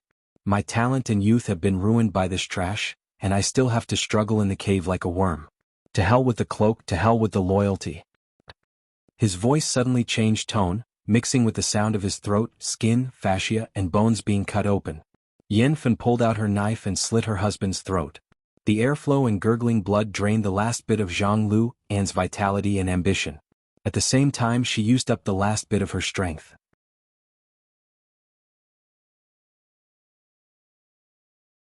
Chapter 721. From 6 to 7 o'clock a.m., the simulated sky lighting was adjusted to its brightness. With the support of electricity, the ventilation system sent a cool breeze that brushed against the child's face. The slight light and touch triggered Polio's biological clock. He blinked and woke up from his sleep. His face was wrinkled. The warm and hard metal arm had left a few marks on his face, and it was bumpy to the touch. His neck wasn't comfortable either. How did I sleep last night?" The grogginess from waking up couldn't subside. Polio felt that his head was swaying left and right and he was going to fall down at any moment. "Should I sleep for a while? Oh, it's better not to. I seem to have forgotten something and it's a terrible memory." He rubbed his eyes with his left hand and rummaged through his blurry memory. The room door knocked twice before it was pushed open. "Polio, today's breakfast is egg porridge. Wash up quickly before it gets cold." "Oh, I understand, Aunt Fen." Polio shook his head and propped himself up from the floor. His memory surfaced. His mother was away and Aunt Fen delivered breakfast every morning. It was mealtime and then, Aunt Fen. Polio jumped up and chased after her. Yanfen turned around and caught Polio, who was like a cannonball. After physical contact, the ridiculous distance between the dream and reality was bridged. Polio's heart was pounding, and he lifted his head nervously to size up Fun. In his eyes, Aunt Fen's face was still fine, but there was an obvious strangulation mark on her neck, and her complexion was also very pale. These details shattered the illusion of a peaceful daily life, and made everything in the surroundings quickly become real. Polio remembered the previous night, the submarine escape, the accident, and Mr. Furnace. He wept beside Furnace, the magical charging, and his confession. All sorts of scenes flashed past his mind and he linked them together. It was supposed to be a prelude to a battle. Polio was prepared to fight, but, Aunt Fun, did you see Mr. Furnace? Yanfen smiled and gave Polio a peck on his cheek. Then she placed her cheek behind his head and said softly, "Of course I saw him. Thanks to your help, I didn't delay your breakfast." "Don't play it down." Polio grumbled loudly. He could smell the scent of blood and medicine on Aunt Fen's body. Her injuries weren't light. Yanfen smiled and looked at Polio as she said, I'm sorry, but that's the truth." Polio looked down on the behavior of treating him like a child, but he couldn't do anything to Aunt Fun. He could only compromise and ask, "Where's Mr. Furnace?" Mr. Smelter had something to do and left first. He also drove the off-road vehicle in the exhibition hall. Jianghu 28 points. Polio remembered that the off-road vehicle was a souvenir assembled by his mother. Though it was priced, it wasn't for export. Oh, Mr. Furnace mentioned it last night. But what does 28 points mean? I might as well just drive away. Polio felt that the logic of an adult was ridiculous. It diluted his focus on the series of unknown events last night. Yanfen used other factors to distract him. "Before leaving, Mr. Furnace gave you a gift and asked me to pass it to you. It's a pity that it's too big so I can't carry it up. You'll have to go down and take a look." Polio went downstairs in a daze and arrived at the exhibition hall. The powerful and domineering hand-assembled off-road vehicles were no longer there, But the shop didn't feel empty because there was a large number of hand-assembled off-road vehicles. Another gigantic fellow occupied the original spot. It was a thick reptile with 4 limbs and a long tail. Its head and neck were one and the same. Its grayish-black skin looked smooth and seemed to be wrapped in a layer of water film. There were yellowish-green round spots and protrusions on its skin. The color contrast was very strong. "AI, is this a salamander? It's so big." Polio recognized the commonly seen amphibian in the karst cave. Its body was too big. Its head and body were about 2 meters long, and its flat tail was about the same length as the rest of its body. It was a huge creature that was about 4 meters long. With Polio's small body, he wouldn't be visible even if he was swallowed. Yanfen confirmed, "It's a giant salamander. It's a mutant that lives in the karst cave waterway." "Is this the gift? Mr. Lava is a beast tamer?" Polio didn't dare to believe it. This large creature exceeded his expectations and understanding of gifts. He didn't care about what happened last night. He widened his eyes and sized up the giant salamander. He wanted to touch it, but Yanfen stopped him. "This creature has a bad temper. Your small arms and legs won't be able to touch it. Wear this." As she spoke, Yanfen placed a translucent leather ring and metal bracelet on the wrist of Polio's mechanical right arm.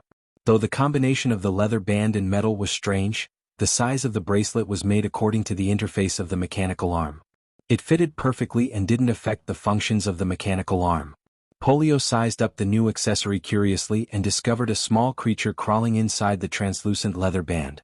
It was a fiery red ant, a real living creature. It was crawling in the hollow tunnel of the leather band. Polio didn't know how it was sealed in. It was interesting, but it was also confusing. "Put in your thoughts." That's what Mr. Furnace said. Yanfen's tone was rhythmic as though she was reciting a poem.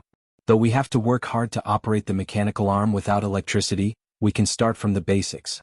With her voice and Polio's focused gaze, the ants crawling in the leather bracelet seemed to have received a signal, and their movements stopped. At the exhibition platform, the giant salamander, who was lying lazily on the ground, suddenly lifted its head and twisted its body. Its bulging eyeballs rotated as it looked in the direction of Polio and Polio. Polio and Polio stared at each other. Polio held his breath and exclaimed, "Wow!" Using the chain configuration to link the individual brainwaves with the sensory organs of a single Vulcan ant.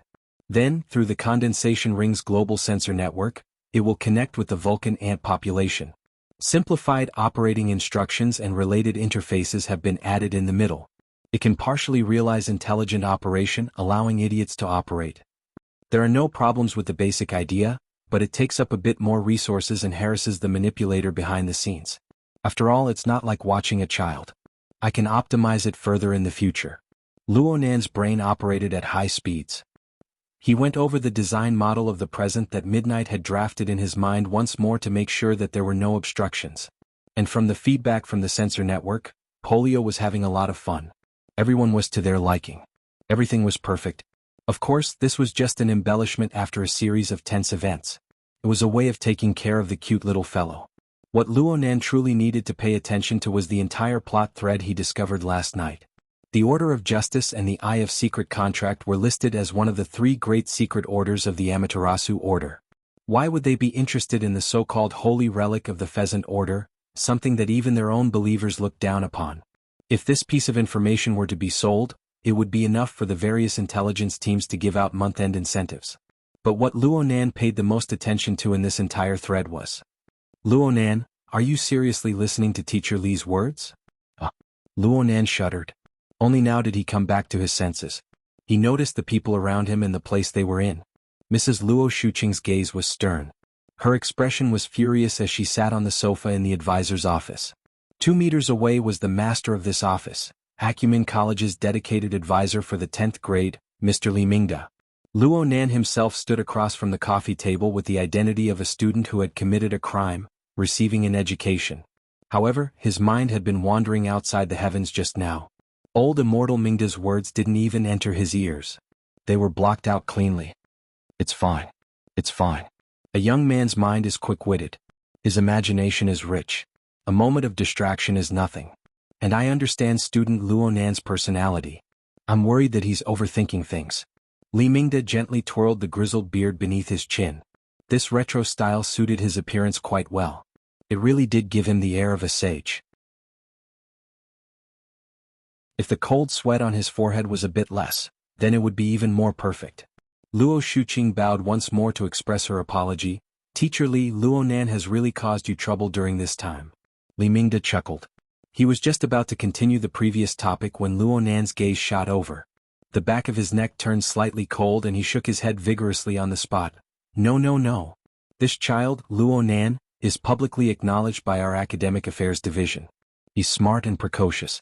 He's quite different from ordinary children. This is a factor of his personality and IQ. It has nothing to do with how he conducts himself. You see, he doesn't have many friends in his age group. But he has a lot in common with his upperclassmen and the elites outside the school. That scoundrel Xie Junping has given him quite a few rotten ideas. Hu Huaying comes over every day to clean up his mess. The second generation of the Construction Society gnashes their teeth in anger at the mention of him. The Mystic Arts Research Society is directly surrounded by him. He brings bodyguards to the school and he openly flirts with society girls. All of you parents really don't know. Li Mingde's hand exerted strength and broke 2 strands of his beard. His lower jaw and heart twitched twice, but in the end, he maintained the demeanor of a teacher. Mrs. Luo, we can't use ordinary eyes to look at special talents. Student Luo Nan has participated in many activities in this school year. He has also obtained outstanding results. Actually, this is something that the school and us teachers are happy to see. Luo Shuqing revealed a courteous and dignified smile to conceal her awkward and complex emotions. Perhaps Li Mingde saw through it, or perhaps he was completely indifferent. He just continued to speak according to the established plan. But in today's era of authority, one accepts the convenience of intelligence and also bears the restrictions of intelligence. In this way, some rules that are very suitable for ordinary people are used to treat geniuses. That's right, it's a student with extraordinary talent like Luo Nan. These rules often appear rigid and unreasonable. The school also hopes to find a plan that satisfies both sides. Student Luo Nan's special talent will be preserved to the greatest degree while finding a suitable and compliant space for him. Therefore we discussed for a bit. Perhaps Mrs. Luo, as his guardian, can be flexible and jump out of the boundaries of linear thinking. Luo Shuqing took a deep breath. What do you mean?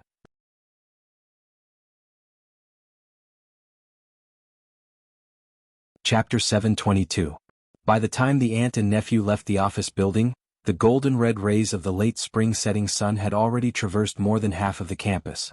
The rays were cast from the angle between the North Shore jungle and the long river, casting a thick film of light over the bright green wetland vegetation. Luo Nan slightly narrowed his eyes. His gaze pierced through the layer of sunlight that ordinary people would find hard to look directly at. He swept his gaze over the movement and changes within the campus. He wasn't observing. He just had nothing to do. Mrs. Luo Shuqing didn't say a single word for an entire 3 minutes after leaving Li Mingde's office.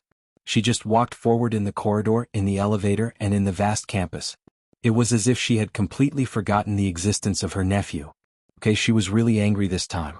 Luo Nan reckoned that he was probably the only child of the Luo family in 3 generations to have been recommended by the school authorities to take a leave of absence from school. Taking a leave of absence from school was just a polite way of saying it. Retaining the school credits, hours, honor, and so on and so forth didn't change the essence of having to repeat a year. Without a doubt, this was the vile incident of being hung from a beam and ruthlessly whipped. Luo Nan really didn't know what to say. He had the help of Xie Junping and Hu Huaying, 2 super tinkers with connections that reached the heavens, but he still couldn't make up for the lowest standard of absenteeism at Acumen College. He had really been too arrogant these past few months.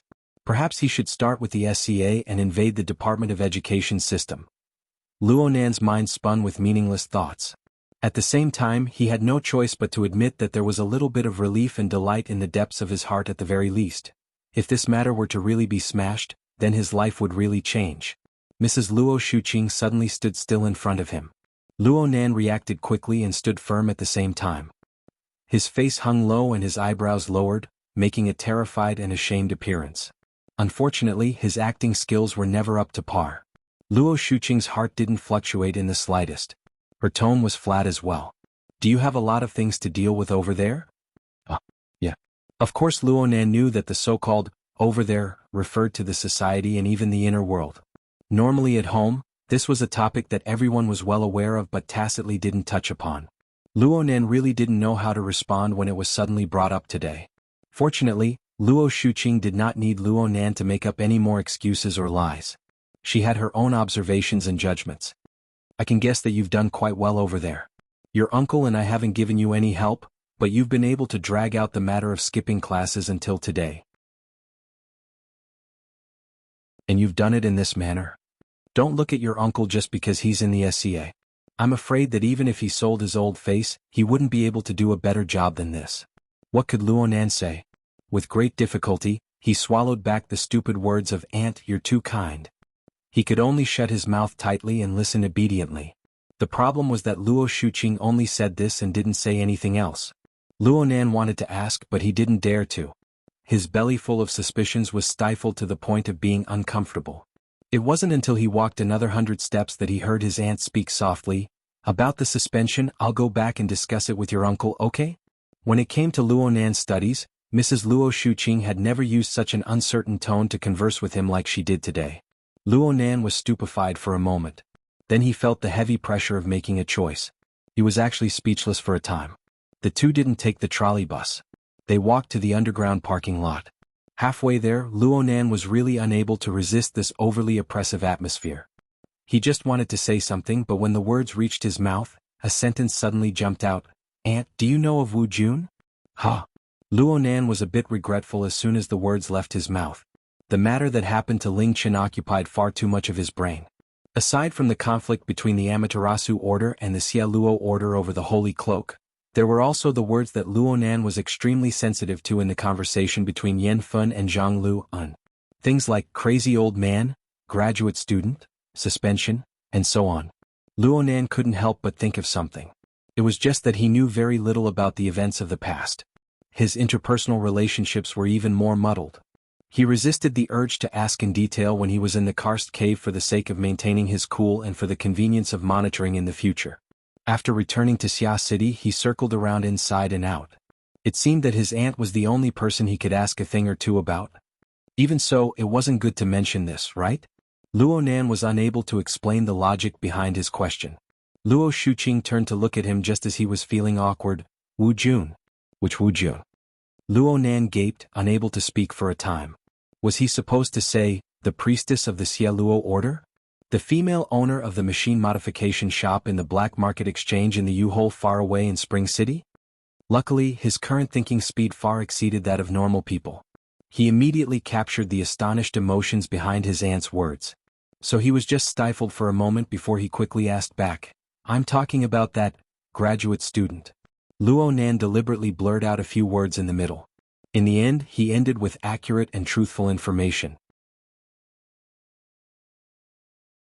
Reality proved that his methods were very successful. Mrs. Luo Shuqing immediately filled in the blanks with her imagination. Her brows furrowed slightly. "You saw Wu Jun? When did she return to Xia City?" "Oh my, there's actually a way." Luo Nan still wanted to confirm things. He spoke cautiously, "That Mrs. Wu. She's my grandfather's graduate student. Did she stay in the wilderness for many years?" "Yes." "Wu Jun was recommended to your grandfather's laboratory in the year 75, right after your parents. She was only 20 years old at the time. She was still a silly little girl." "Where did you see her? Was it a chance encounter or did she come looking for you?" Luo Nan felt that his aunt was quite nervous and he was suspicious. Was it because she knew of Wu Jun's current identity? Or was there some other sensitive situation that she didn't want him to know about? Luo Nan pondered in his mind, but he still spoke half-truths and half-lies. "I've never seen her before. I just heard about her from someone else's mouth. I just asked in passing." "Who told you?" "It was senior sister Tianxi. She's the one who went on a blind date with third brother Emochio. In the end it didn't work out. Right now she's a graduate student of Professor Pan, one of the Institute of Architecture and Design. You seem to have met her some time ago." Luo Shuqing had a bit of an impression. She nodded and let out a breath of relief subconsciously. "Indeed. Professor Pan's younger brother, Dr. Panda, helped to evaluate and recommend the group of graduate students that went to the wilderness back then. You're quite familiar with that senior sister Tian. You're even talking about these old matters. Professor Pan likes to talk the most, especially about things related to my mother. Senior sister Tian is influenced by the company she keeps. She usually divulges a bit of information to me." Luo Nan laughed innocently and immediately said, Speaking of which, was that Mrs. Wu always in the wilderness? Back then our family's laboratory was already gone. What was she doing over there? Luo Shuqing laughed involuntarily. She graduated in 81. When the accident happened in the lab in 83, she had nearly 10 years of work experience. There were many large companies that wanted to recruit her. Really? Right now, Wu Jun didn't look like she was being recruited by a large company. Luo Nan felt that his aunt seemed to be avoiding some information. He immediately asked, "You're so clear about this matter. Has Wu Jun always been in contact with our family?" "No. We haven't seen each other in many years." "Oh? How long has it been?" "It's been around 6 or 7 years. The last time I saw her was around 90 years ago." "Huh. I should be able to remember things back then. How come I don't have any impression of her at all?" "She doesn't come often. She just comes every 1 or 2 years to see your grandfather and understand his condition. She goes straight to the sanatorium. How could there be such a coincidence? Hey, why do you have so many questions? Do you have bad intentions in your stomach? How could that be?" Luo Nan understood that it would be very difficult to get any more information from his aunt for the time being. And the things he knew right now were quite valuable. 90 years. This time period was extremely sensitive to Luo Nan. This was because it was from that year that he began to refer to his grandfather's notes. He began to research formatting theory without any hesitation. It was also in that year that Yen Hong's academic misconduct came to light. Quantum Corporation's Deep Blue platform began its trial operation. Of course, the last time his father showed his face and gave him the flexible e-ink screen with the external neuron was also in the same year. If the time and background were shifted to Wu Jun's side, well, Polio would be around 5 or 6 years old. It was as Yenfen said. Wu Jun was forced to take over when she was pregnant. This should have happened around this time. Luo Nan suddenly stood there stupidly. His mind churned with a rather absurd thought. Then it got out of hand. Wait. Wasn't he thinking too much? A human's thought process was like this. A sudden association was able to forcefully knead two matters that were separated by thousands of miles. It was similar to a montage style of editing, forming an inconceivable effect. Luo Nan was currently carrying out an inappropriate association. Before a certain person disappeared, Wu Jun maintained contact with her family. After she disappeared, she didn't come back. At the same time, around the time of her disappearance, Wu Jun became pregnant. Mother **her. Luo Nan fiercely smacked his forehead. They had already entered the underground parking lot. The sound of this slap was extremely loud and clear in this relatively enclosed space. Luo Shuqing looked at him in astonishment. Luo Nan came to a realization and hurriedly suppressed the absurd thoughts in his mind. He revealed a smile to his aunt. It's nothing. It's nothing. I was just a bit stupid." "You really were stupid." Luo Shuqing's anger was finally provoked. She glared at him fiercely and quickly walked to the side of the car. She sat in the driver's seat first. Luo Nan lowered his head and sat in the front passenger seat. He had a remorseful expression. Actually, he had already logged onto the psychic wave network. He used the Hexier to communicate with others. Of course, he could only send a message, urgent. Reply when I see the message. Approximately 2 minutes later, when the car was on the high-speed magnetic track heading home, the other side finally responded, "You were in such a hurry that I dropped my test tube. Boss Luo, what are your orders?" "Bro Octopus, I have a bit of skin tissue from last night. Can we do a paternity test with this? Did you bring hair follicles?" "I did." "That's not a problem. Speaking of which, both of them are? I have the relevant backups at the society. It's better to collect them recently?" The other side's message suddenly stopped. A full 10 seconds passed before an emoticon was sent over with a thought.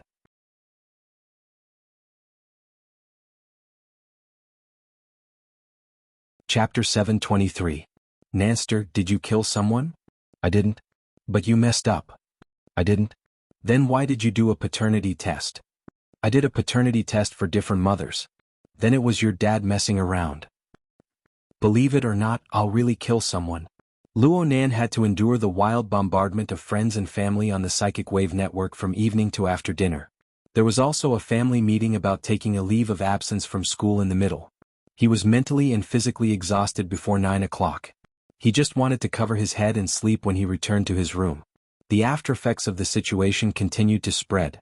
According to Bamboo Pole's estimates, by tomorrow morning, news of the proponent of the cage and configuration theory, the mental side genius Professor Luo Nan conducting a secret paternity test and suspected of having an illegitimate child would fill all the major forums, discussion groups, tabloids, and other platforms of the inner world.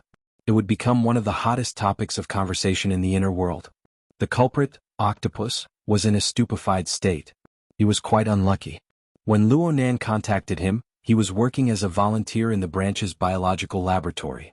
He was being exploited. He was so busy that his brain was a bit desensitized.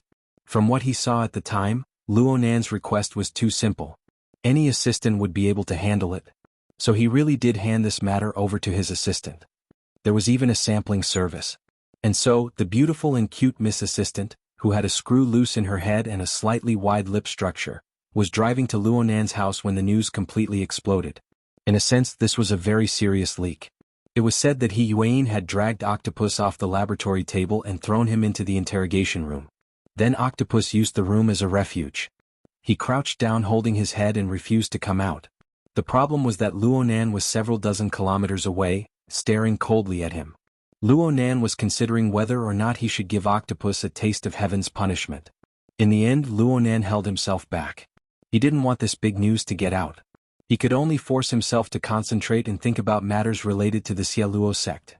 Even though the paternity test results had yet to come out, Luo Nan could confirm that this tiny sect had a very close relationship with his grandfather and the wilderness laboratory of yesteryear. Wu Jun, the high priestess of the church, was his grandfather's graduate student. They had worked together in the laboratory for many years. Even after the accident in the laboratory, they still kept in touch. It was a small order that was closely related to their family. It had endured for so many years, stumbling and stumbling. Not to mention the story behind it, just its existence alone was enough for Luo Nan to pay considerable attention to it. Especially when they were facing a huge problem. It was not just the Amaterasu cult. It seemed like the foundation of their cult was in trouble as well. A cloak. That's right. His grandfather had said the word cloak more than once, but Luo Nan had always believed that the so-called cloak should correspond to the curtains of developer mode on the mental plane. In other words, it was the scene of a myriad of overlapping curtains when Luo Nan first used clairvoyance on the mental plane. So there's a real thing? Luo Nan was truly a bit confused. At the same time, he grew more and more curious. He hated that he couldn't immediately meet First Ablatum Wu Jun and get to the bottom of things.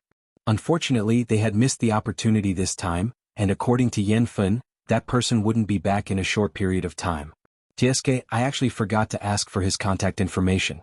Of course, even if I had asked for it back then, Yanfen probably wouldn't have given it to me. I'm just observing for now. Yanfen will certainly have to give me an explanation after such a huge change happened in my family. But according to her, Wu Jun went to the wilderness and was part of the Order's secret operation. It's basically impossible for her to use a satellite phone, a tool that exposes her target. Communication between the two sides is pretty much cut off.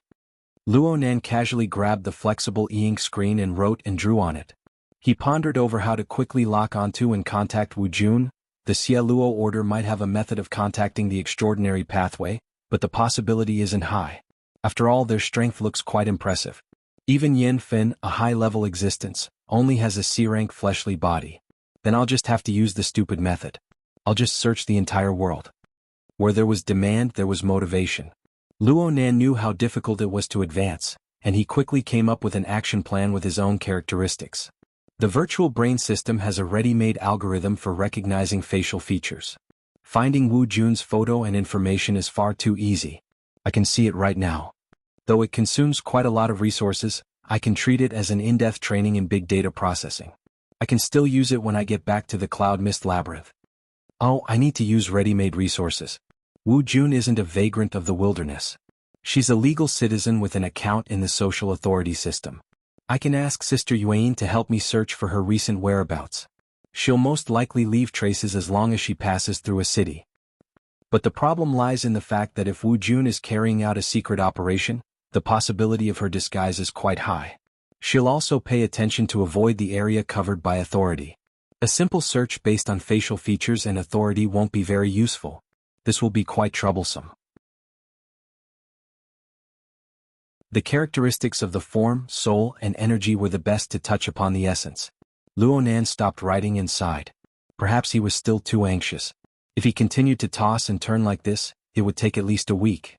He would consume a large amount of strength every day, and it was very likely that he would do useless work. He didn't forget that the most pressing task right now was to get used to the biochemical reactor he brought back from Spring City as soon as possible.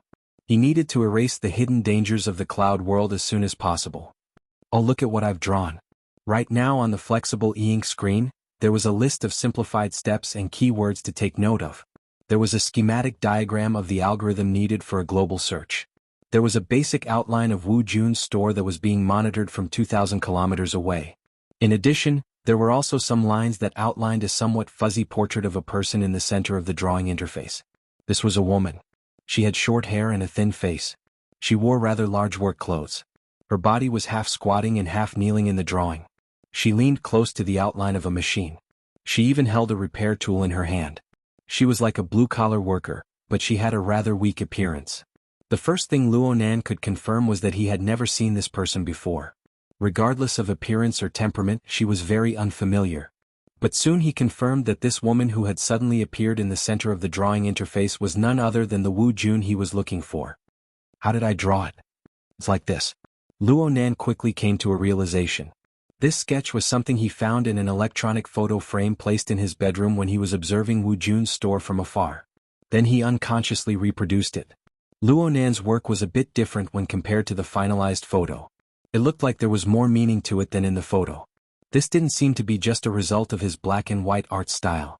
Luonan was a bit surprised by the results of his own creation. But his current thinking and knowledge were far from what it was like when he first entered the profession. He stared at the sketch drawing and analyzed it in detail for a moment. He was certain in his heart, yes. I specifically talked about this when I was discussing with Mr. Bai and the others about entering dreams, divination, and other psychic techniques. This is the magnetization effect. It was just like how non-magnetic materials could obtain magnetism if they were placed in a strong magnetic field for a long time. A person would also form an effect similar to magnetization if they lived in the environment for a long time. From a rational perspective, the result of magnetization was the hair, fingerprints, utensils, trash, and other traces left behind in the target's life.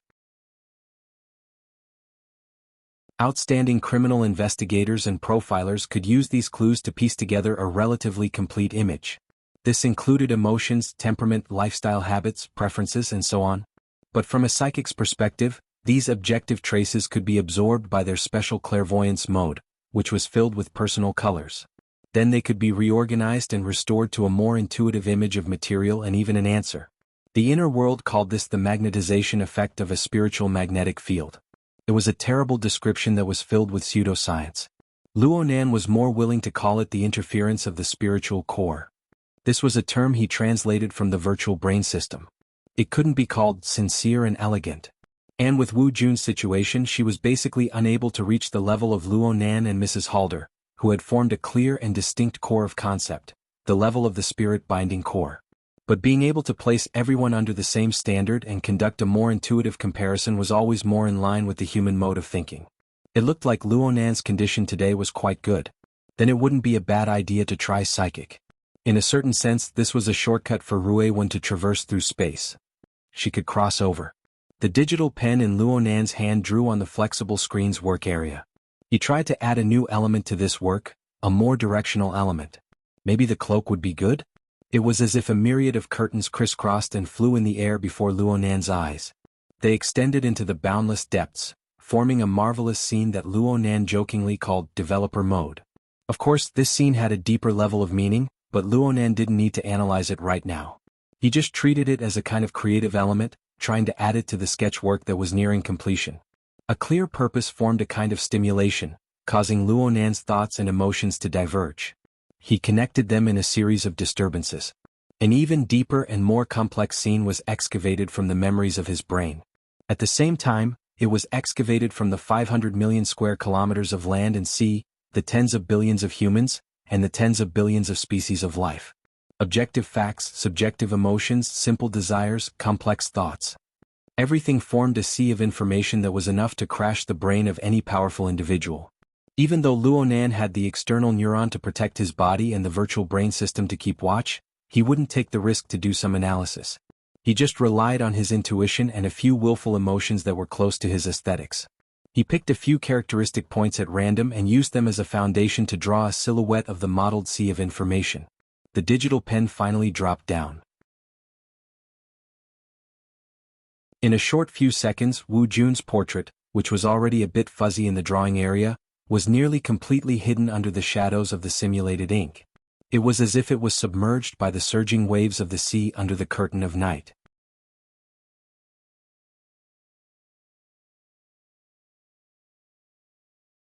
Chapter 724. Ocean Waves. Ocean. This was a concept with practical significance. Luo Nan used such a marvelous method to grasp the first fragment of rational significance from the intuitive information of the primal chaos. The electronic pen paused for a moment, then it spun on Luo Nan's fingertips. With this spin, the entire world sensing network of 500 million square kilometers shrunk by a third. The source of information provided by the billions of humans and billions of living beings was cut off by at least half. Of course, what remained was an enormous amount of information. It was mottled and turbid. There were no meaningful details that could be described. But Luo Nan's choice created some sort of direction for them. It was no longer a vast expanse of haze. Instead, it flowed, forming a general direction and trajectory. In this stage, the information directly gathered from the material plane of reality naturally retreated to a supporting position. And the subjective information that went through the perception, thought, and processing of humans and other living beings formed a torrential turbid flow that surged forth. The turbid flow did not flow in the direction of north, south, east, or west. It did not surge up and down. Instead, it followed the special dimension of the human heart. It rushed forward under the relatively restricted external environmental conditions. It was also at this stage that the guiding strength of the virtual brain system's rules toward Luo Nan weakened. The wraith sign in the depths of the void spontaneously leaped out, wantonly swimming within the turbid flow of the human heart. Luo Nan's eyebrows jumped lightly. If this were 4 months ago, he would not have furrowed his brows no matter how the wraith sign leaped. But after discovering the abyssal sun disk, Luo Nan could not help but ponder every time the wraith sign acted spontaneously. Then again there was no point in pondering. Could Luo Nan shield himself from the influence of the abyssal sun? The answer was no. In reality, Luo Nan had endured the heat conduction of the abyssal sun disk every moment of the past 4 months. Although he would ignore this heat conduction most of the time due to the difference in degree, this objective fact existed on the subjective mental plane. It still existed in a powerful anchoring manner. This was especially true when Luo Nan temporarily abandoned the virtual brain system to explore the mysteries of the turbid flow of the human heart. This influence was even more direct. In this sense, Luo Nan had taken the initiative to step into the domain of the abyssal sun disk. He went to observe and learn the rules and laws that affected the control of emotions and desires. Since that was the case, there was nothing more to say. Luo Nan's subtle state of mind was like a drop of water thrown into the sun. It evaporated without a trace in an instant. Correspondingly, he calmly accepted the heat that came from the abyss sun wheel. He went a step further to experience the vague laws behind the heat. It was at this moment that a great sun leapt out of the boundless turbid ocean, radiating scorching light and heat, as well as even more penetrative and even destructive power to every level of the turbid ocean in the human heart. Some emotions and desires were instantly vaporized. Some were blown into pieces and lost all meaning on all levels. However, there were still some that, under the bombardment of stimulating energy, revealed information that was previously hidden even deeper. The turbid currents, which had been chaotic in the first place, became even more chaotic. However, under the powerful blast of the abyss sun wheel, the meaningless and low-level information was almost wiped out. What was left was the marvelous water plants and floating objects. Hiss. Cat Eyes woke up from her nightmare once more. The shadow of the human-faced arachnid was annihilated within the brilliant sun disk. However, the crisscrossing chains became even more twisted and taut. There was even a chain that clutched her neck, dragging her along with the vast and boundless chains and spiderweb into the depths of the turbid current. The spiderweb forcefully churned within the turbid current, entangling countless impurities and trash. Of course, there were some catches that Cat Eyes could not understand.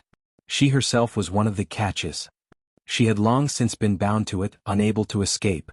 And no matter how much Cat Eyes struggled within the turbid flow, no matter how deep she was pulled, the intense light and heat that came from the brilliant sun wheel would always envelop her. It reached far and wide and pervasive.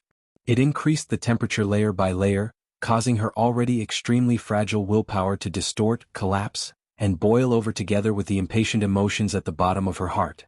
During this process, Cat Eyes felt Luo Nan's gaze. It was not focused on her. Instead, it was focused on all things within the turbid ocean. It was focused on all the distorted and fragmented images and information. Therefore, his gaze was dignified and cold. It blended together with the powerful light of the sun disk, dictating the life and death of all things within the turbid ocean. He was aloof and remote like a god. Cat Eyes was unfortunate. This was because she understood the source of all unforeseen events more clearly than the ignorant existences around her. Therefore, she was the equivalent of looking directly at a god. She endured an even deeper level of destructive pressure. However, Cat Eyes was fortunate. At the very least, she was within the scope of the rules of this grand system. She was close to a god, possessing a bit of the right to pray or beg. Huff, huff. Cat Eye's breathing was still heavy for a long time after she woke up. It was the same as every time after a nightmare. Her clothes were completely drenched, and the bedsheet beneath her was not able to escape from misfortune. A large amount of heat was lost, and the mental exhaustion was 10 times, 100 times greater. It caused her to hover on the brink of collapse. She wasn't even willing to get up. She just raised her eyelids with great difficulty and looked at the ceiling. Her vision was completely unfocused. Instead, He Yuan's words from the early hours of the morning echoed in her ears. He is currently probing the world. What he probed out was a storm that stirred the world. That wasn't stirring. It was a calamity. Unknowingly, the angle of the sunlight from the outside world had shifted. It shone through the gap in the curtains and fell on the end of the bed, forming a bright edge of light. It also lightly stuck to her smooth calves, bringing a slight warmth. Cat Eyes instinctively twitched. Her calves shrunk back. She could not help but recall the reality of her nightmare, the memory of being illuminated by the radiant sun. Unfathomable and pervasive. It was easy to find adjectives, but the experience of being penetrated, of being peeled open, of having no privacy from the inside to the outside, of having no cover at all. Even the most basic of self-esteem was unbearable. You bastard who bites the hand that feeds you.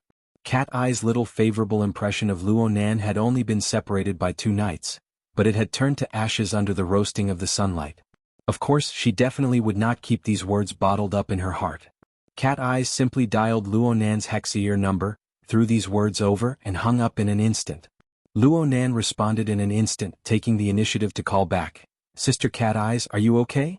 Even though it was the psychic wave network, there were some things that could not be said too clearly on this public line. Cat Eyes responded snappily, don't bother me. Then she hung up. Luo Nan was well behaved. His revenge was basically a success. But why was it that his revenge, which was supposed to be a form of venting, carried with it a wondrous fear, excitement, and even an inflated sense of accomplishment? Bastard. Cat Eyes cursed once more. She pounded the bed, but in the end she still crawled up. She fiercely pulled the curtains tight, not letting a single bit of light leak through. Only then did she go and freshen up. A hot bath really did help soothe the mind. Cat Eyes at least had the appetite to eat breakfast by the time she came out of the bathroom. She also skimmed through the news in passing. There were no surprises. Aside from 2 or 3 authoritative news platforms that maintained a bit of modesty, the various media apps, forums, and discussion groups of all sizes of the inner world had already been overrun by gossip such as, Luo Nan secretly did a paternity test, or became a father at 16. The corner of Cat Eye's lips twitched, but she still did not laugh. Indeed, there was nothing funny about it. This was because Cat Eyes and other women who had a close relationship with Luo Nan were all within the scope of the sputtering attacks. Aside from Cat Eyes, Zhang Yingying and even He Yuan were caught up in these rumors. They were all spread around, and some of them were even accompanied by specious photos and video materials. Titles such as Master Luo's Harem actually became rampant for a time. Thanks to the genius teacher Luo, Cat Eyes actually had the momentum to become an internet celebrity of the inner world overnight. Go find Her Majesty Empress Wu if you have the guts. With that person's high profile, there was no need to blindly take photos. There were plenty of photos and videos. During this time, Cat Eyes received messages of comfort and ridicule from her circle of friends one after another. She was basically unperturbed by this. From her perspective, if she really had to be tossed around like last night from time to time, then it would be better for her to be killed. She finished eating breakfast, but before she could even tidy up, her ears vibrated slightly. A new message was sent over, and it came from Luo Nan. Cat Eyes received it and her eyelids twitched. It was a form, and the title was Paternity Relationship Appraisal Opinion. All right, after eliminating the meaningless standard phrases and the long list of gene loci, the final analysis and appraisal results were meaningful. The DNA typing of samples A and B at the 20 STR gene loci tested this time is unable to detect homologous hereditary genes. This does not conform to the laws of Mendelian inheritance. According to the results of the DNA genetic marker typing, it does not support the existence of a blood relationship between sample A and sample B. This was great. All the holes in one's imagination were slapped to death in the blink of an eye. Cat Eyes whistled, but before her voice could fall, the other side had already retracted the message. What came next was an awkward emoticon. I sent it wrong. I should have sent it to my friends and family to prove my innocence. Cat Eyes was stunned. She was really unable to match this awkward emoticon and message with the cold and dignified gaze from last night. Is there really nothing wrong with this fellow? Is there something wrong with me? Her thoughts flowed absent-mindedly. Only after a long while did she reply with a perfunctory, "What a pity." This could be considered her usual attitude of taking pleasure in other people's misfortune. The other side instantly replied with another message, but this time it was a hand-drawn sketch. The center of the image seemed to be that of a woman, but the shadows of the lines were smeared away. All that was left was a faint blurry silhouette. And behind this blurry silhouette, there was a technique of perspective. The depth of the image was realized and another silhouette was outlined. As for why she noticed it, it was because Luonan had deliberately marked this silhouette. It looked like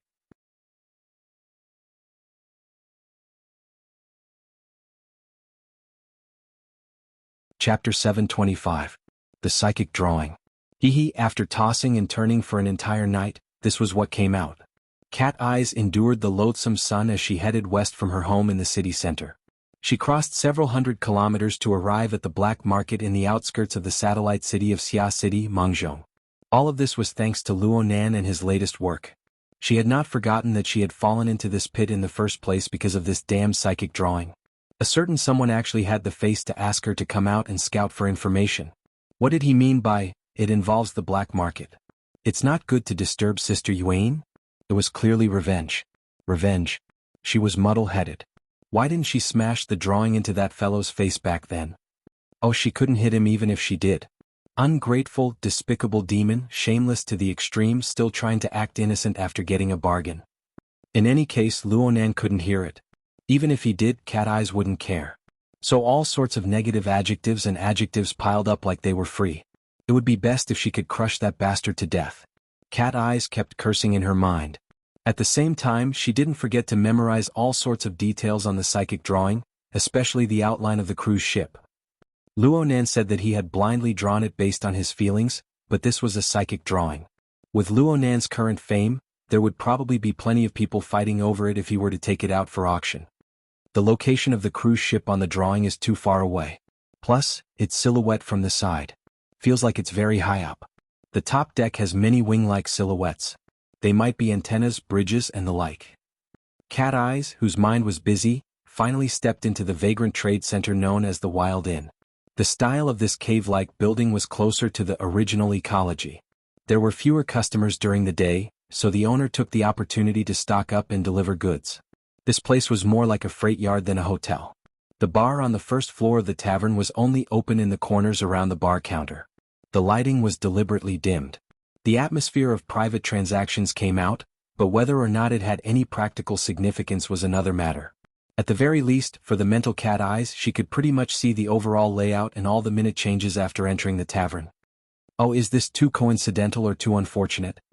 Around the bar counter, there were a few private booths pieced together by high-back sofas. The seats were more or less full and they were all conversing in low voices. Cat Eyes walked in casually, inevitably drawing everyone's attention. Most people only raised their eyes and quickly focused on their own matters. Only the innermost side of the room was a little old man who happened to be facing the outside. He winked at her and bared his teeth. Cat Eyes responded with a wink. She casually pointed to the bar counter beside her, indicating that they should each do their own thing. The stooped, lazy, and spiritless little old man was none other than Xia City's branch's veteran B-rank psychic. At the same time he was also an expert in soul studies, Mr. Bai. They were all acquaintances and friends. The more it was like this, the more they would pay attention to protecting each other's privacy. Under such circumstances, a simple greeting was enough. On the other hand, the person sitting opposite Mr. White deliberately turned his head and looked at them a few times. Cat Eyes only felt that the fellow looked familiar, but she couldn't recall who he was for a moment. She simply ignored him. She then sat in front of the bar counter. Blood energy refill. This was both a consumption and a secret signal. Using an expensive drink like blood energy that required honor points indicated that I needed high-end services from the inner world.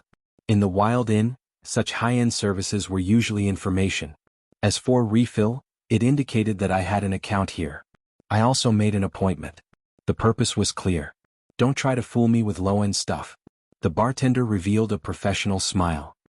He quickly took out a sealed cup of blood energy from the expensive and sturdy safe beside him and placed it on a tray. Aside from the blood energy, there was also a small flexible screen on the tray. A series of items were listed on the screen. Cat Eyes finished scanning the items on the flexible screen in the time it took her to open the packaging. She then rolled her eyes. You guys are going to go bankrupt here, right? The time to make an appointment is a bit short. I understand that you didn't make enough preparations, but you don't need to use information from a week ago to trick me. Also, you can count these 2 small dinghies as cruises. Can your family's cruises enter an underground river? The bartender's professional smile crumbled a bit. He didn't wait for Cat Eyes to respond when a figure came over and knocked on the counter, indicating for the bartender to get lost. Don't embarrass yourself here. Consider today's pay your training fee. Go work hard. The bartender was a bit stunned. Young Master Zong? Go go go. I'm going to chat with my friend. As he spoke, the person who just came over laughed and greeted, Oh my little cat, long time no see. You just came out of the hospital. Did you get your alimony payment? It was this fellow who had been talking with Mr. Bai just now. He even turned his head to size her up. Cat Eyes lifted her eyelids and swept her gaze over the person's face twice. She finally remembered who this round-faced and slightly plump brother was. She didn't say anything. She picked up the blood energy drink and flipped her hand to pour it over. Holy crap. That person suddenly flipped over. His figure could barely be considered nimble, but he was still splashed on his shoulder and the corner of his head by the drink worth 2 honor points. He cut an extremely sorry figure for a time. Cat Eyes didn't follow up with an attack. She only said, It's yours. It's mine, it's mine. It's mine. That person accepted the towel the waitress handed over. He hastily wiped his face twice and was willing to accept his punishment. Someone who could speak to Cat Eyes like this was indeed an acquaintance. He could barely be considered a friend. Young Master Zong's name was Zong Yun. He was also a registered member of the Xia City branch. Plus he had a good father. He was one of the branch's 3B rank fleshly bodies. He was the combat master Mr. Zong Ji, who was famous for his perfect rotation. Although Zong Yun had learned from his family, Zong Yun was a wanderer. He didn't have many accomplishments in the field of combat techniques. He stumbled and barely crossed the C-rank barrier. He had an identity in the society, so he put all his enthusiasm into the world of sensual pleasures. He flew all over the world all year round. He spent very little time in Xia City. Alright, back in the day this brother also chased after Cat Eyes. But one time, as an assistant, he personally demonstrated the magic of being pierced through the anus by a flying needle. After that, he kept a respectful distance from Cat Eyes. Please forgive me for today's matter. Last time, that baze from the Order of Justice went crazy with alcohol. He brought a bunch of people and pretty much massacred this place. The experienced ones either died or fled. We, the ones who took over, were helpless. Cat Eyes raised an eyebrow. You're here, little boss. Little boss. Participate in the stock market for fun. Let my old man feel at ease. Oh, then I wish you good fortune. Cat Eyes swept her gaze over the simple and crude furnishings of the cave. She gave him some auspicious words without any sincerity. Playing in this area of Xia City is a small business. It doesn't have much of a future. I'm counting on my old friend to take care of me. Zong Yun fawningly delivered 2 cups of blood energy. Of course it was free. If it weren't for my old man getting angry, I wouldn't have invested this money in Xia City even if you beat me to death. If I had the spare time I could have run to Ban City, T-City, or Luo City and invested in a small shop. As long as I could make money from both sides, I might be able to shake it up in 2 years. But here, when I think of the 3 heavyweights and Professor Luo, I tremble. My heart trembles. Cat Eyes picked up the cup and faintly smiled. This was also a vagabond trading house. Disregarding the 3 typical examples that Zhong Yun had mentioned. It was not without reason that Spring City had become a market, but this place was a wild inn. The vast majority of vagabond trading houses made money, including the Wild Inn. But this sort of black market that wandered on the fringes of multi-layered society inevitably faced a considerable degree of competition. Its greatest competitor was the internal resource market of the ability user associations and other inner-world organizations. Within a large metropolitan area, the ability user associations, secret orders, and other large organizations didn't need to look at reports or look at industries. They only needed to look at whether or not the vagabond trading houses and similar black markets in the vicinity were flourishing or not. The relationship between the two was clearly inversely proportional. At the very least, at the extraordinary level, the more resources a branch of the society or secret orders controlled, the stronger their control over the city, and the smaller the space for the black market to survive. On the other hand, if the large organizations were poorly managed or intentionally connived, or if there were many organizations competing and keeping each other in check, the black market would have the opportunity to expand wantonly. Ban City, which was filled with all sorts of religious sects, T-City, which was known as the paradise for maritime explorers, and Luo City, which was a tax haven, were all in such a situation. And in Xia City, where the 3 heavyweights were keeping watch, and Professor Luo had appeared out of nowhere, the Wild Inn was destined to only be a single auxiliary function of selling information and transferring supplies. It could only help a limited number of people become rich. On the level of benefits, as soon as the word limited appeared, the foot of the inn would often be smeared with deathly white brains. The Wild Inn had already changed owners 7 times in recent years. The most recent one was the Bays Massacre, that Zhong Ming spoke of. It happened not too long ago at the end of last year. It was closely related to the 2 out of 1,000 young miss incident that caused the inner world to become restless. It could be considered to be related to Luo Nan to a certain extent. Cat Eyes recalled her mission when she thought of Luo Nan. She casually pushed the tray and the flexible screen in front of Zhong Ming. Taking care of the business isn't a problem. Now is the time to use you guys. I've already deducted 10 points. Now it's up to you. Yes. Sister Cat will definitely give me a chance to make up for it. Zhong Ming's business attributes were off the charts.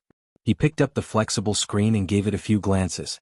Then he moved to open up the database, preparing to change the information entry. Cat Eyes was a particular person. She understood the order of arrival. She knocked on the bar counter.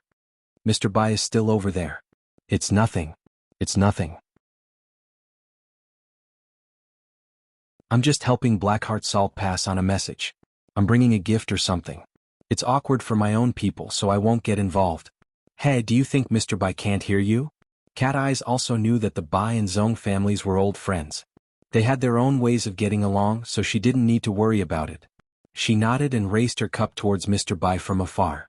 This could be considered complete etiquette. Mr. Bai chuckled and waved his hand in response. He didn't look awkward at all.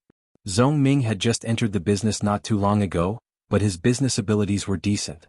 He quickly deleted the useless entries on the flexible screen and added many more. He returned it to Cat Eyes. Actually, your conditions are a bit vague. Everyone knows that it's convenient on the sea, but there are far too many similar activities. The ones I picked were all of a scale and style. But you also know that these kinds of activities usually have qualifications. You can't participate just because you want to. Cat Eyes grunted twice and looked at the introduction seriously. Zhong Ming snapped his fingers again. This project can't be waived. But seeing that we're old friends, I'll give you another one for free. This is a project that our group of people worked on. The environment, style, and the goods. They're all pretty good. Zhong Ming lowered his voice and moved closer to speak the last sentence.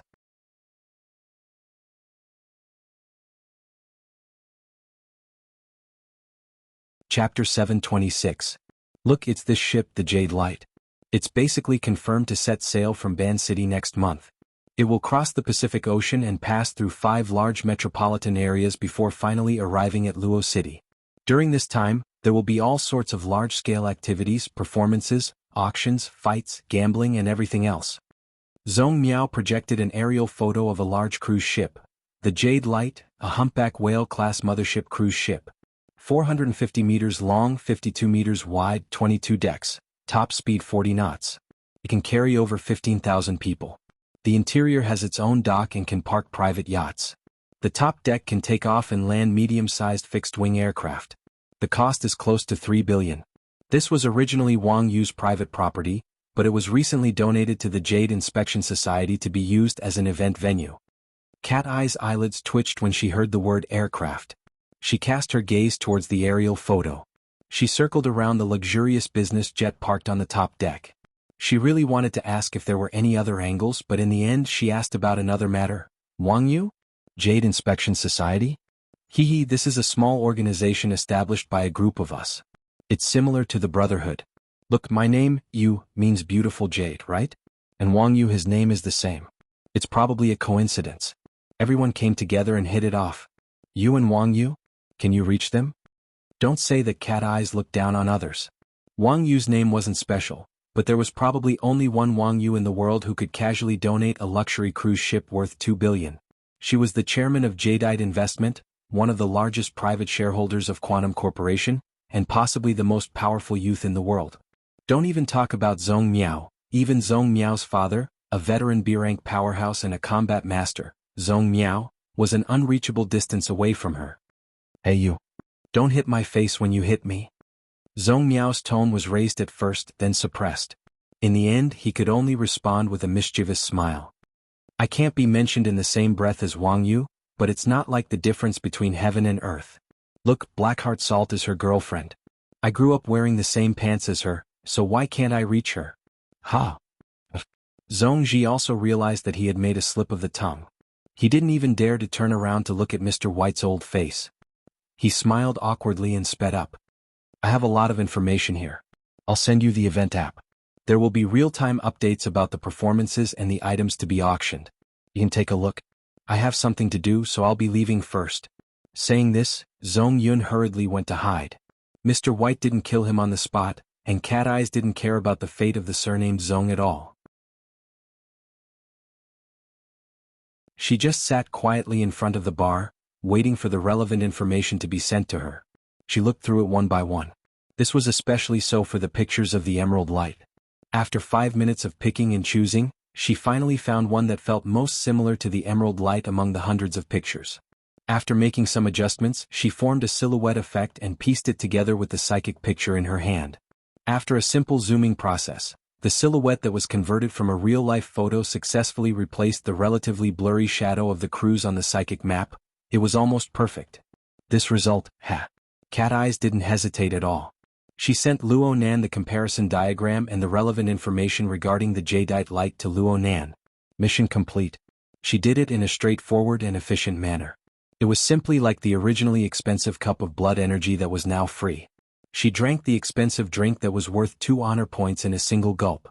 The warm flow of nourishing energy entered her throat, and great waves surged from the bottom of her heart.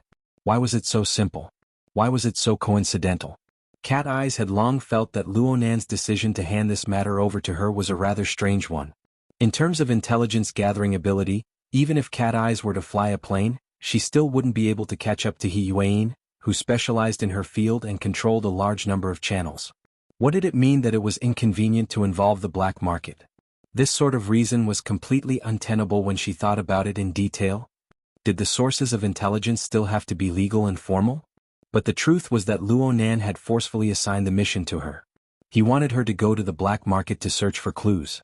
Not long after she arrived at the Wild Inn, she bumped into Zhong Yun, an old acquaintance. Zhong Yun just so happened to give her accurate information. Zhong Yun certainly didn't know anything about the cause and effect of the entire matter. He just acted according to his usual temperament and personality. He embodied the friendship of a businessman, nothing more. The series of circumstances in the Wild Inn completely conformed to the chain of logic at the time. There was nothing awkward about it at all. But as she replayed the events in her mind, Cat Eyes felt as if she was on an interior stage called the Wild Inn. She and everyone present had performed a play called Intelligence Gathering together. Every single person on the stage was a movie king with off-the-charts acting skills. The entire play was completed in a single breath. It flowed down in a continuous stream. Not a single trace of a performance could be seen. Perhaps she had drunk too much blood energy. She felt a bit intoxicated. Cat Eyes was in a daze for a time. She couldn't differentiate between reality and illusion. She subconsciously supported herself on the bar counter and stood up. She prepared to walk out. It was at this moment that a slight stimulation from the outside world caused her to fiercely wake up. She turned her head to look and just happened to meet Mr. Bai's puzzled gaze. "Oh, Cat Eyes, you're going back just like that?" Cat Eyes stood still. In the end, the experiences of last night, now, and even the recent period of time had caused her some trouble. It was impossible for her to go see a psychiatrist. However, when she coincidentally met an expert in a related field, the preset obstacles were naturally erased. She hesitated for a moment before walking over to the private room. "Mr. Bai, are you looking for someone to drink a few cups with?" Mr. Bai cheerfully extended his hand and gestured for Cat Eyes to sit. Come. We're all drinkers. A few cups is just right. You're not like that little bastard Zhong Yun. He's slippery to the point where he can't even touch his hands. I'm afraid the old Zhong died with everlasting regret." Cat Eyes found a waiter and ordered 2 bottles of wine. She poured Mr. Bai's wine, but as she was pouring the wine, she heard Mr. Bai sigh. "Big brother, don't laugh at second brother. There's still someone who died with everlasting regret." Clearly, Mr. Bai was talking about his own daughter, Bai Xinyan, who worked for Quantum Corporation and held a high position. Bai Xinyan was a very complicated woman. She had traveled tens of thousands of miles to treat Luonan. Their relationship was quite good for a time, but she was also the biggest driving force behind the 2000s of a girl incident. It was just a semi-rumor, but it set off an enormous storm. It nearly caused the power balance of the inner world to collapse. Cat Eyes and Bai Xinyan's friendship was mediocre, so there was no need for her to make any comments. Mr. Bai also did not want to complain to her. He smiled and rubbed against the hot topic. "I don't see you breathing a sigh of relief after the DNA report came out. It's not easy to clear up the misunderstanding." He was clearly talking about Luonan's paternity test. The smile on Cat Eye's lips was a bit cold and cynical. Actually, she had always believed that Luonan's actions were far more vile than people could imagine for a woman who possessed an independent spirit.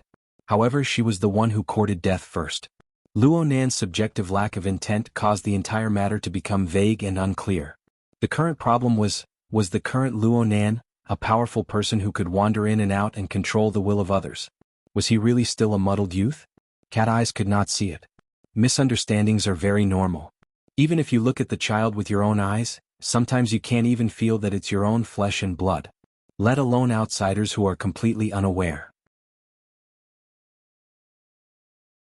Mr. Bai drank a large mouthful of chicken soup for the soul, but the one who drank the most was still himself. At the same time, he poured mouthful after mouthful of the soup into his mouth. It made his figure seem all the more stooped and even pitiful. Cat Eyes did not go along with him. She did not console him. She just drank cup after cup with Mr. Bai. She waited until the little old man's mood had calmed down a bit before she said, "Mr. Bai, I want to ask for guidance. What in the world is the psychic technique?" Mr. Bai went, "Oh," and suddenly raised his head. His mind was clearly roused. Luonan is trying to psychic again? He's drawing right? What's the situation? Do you have any works of art on hand? Cat Eyes raised her cup. She smiled and swayed, but she did not say anything. Mr. Bai reacted. She had just asked one question and he had thrown back 4 questions in a row. This was not proper. He chuckled in amusement and poured himself another cup. This could be considered an apology. "Your boss Luo is a first-rate psychic in Xia City. You should go ask him this question." "Alright. Is he still saying that his psychic technique is just a random drawing, that he's just making up the numbers?" Cat Eyes was surprised. She immediately sneered, "This is taking advantage of him and then flaunting it. This has always been his style." Mr. Bai slapped the table and laughed out loud. This time he temporarily forgot about his vexed matters. He was in high spirits as he said, "That's right. When he said these words back then, I wanted to slap him. Look at his battle achievements and psychic effects. Even old you has times where he makes mistakes. How much is his success rate? 100%. Oh, you psychics have been having quite a few gatherings these past few months. It's always been like this. It's just that Boss Luo didn't participate in the past and you didn't care, so you didn't pay attention. Speaking of psychics in Xia City, most of us have been affected by old Yu's magnetization. Our psychic senses and judgments are quite decent. We have quite a bit of talent in psychic techniques. Oh my. Counting from old Yu, me, Gao Tianshi, and Horn Demon for consecutive B-rank psychics are psychics.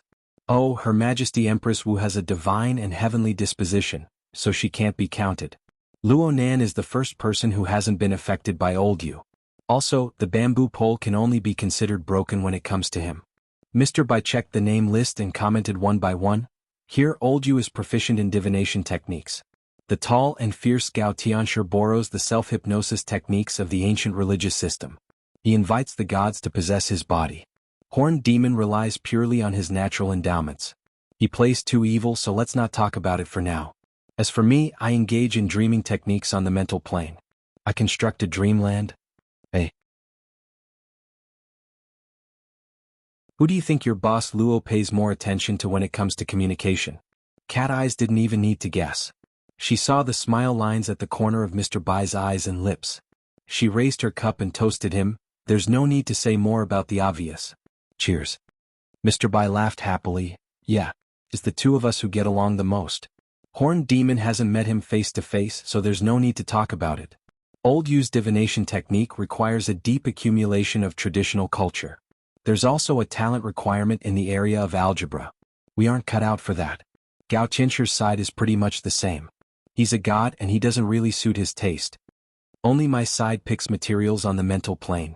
I also have a set of suitable special logic. I have materials and methods.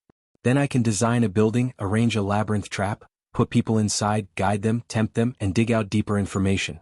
I can predict a more accurate possibility. Isn't it quite simple and clear? That's why we can discuss it the most.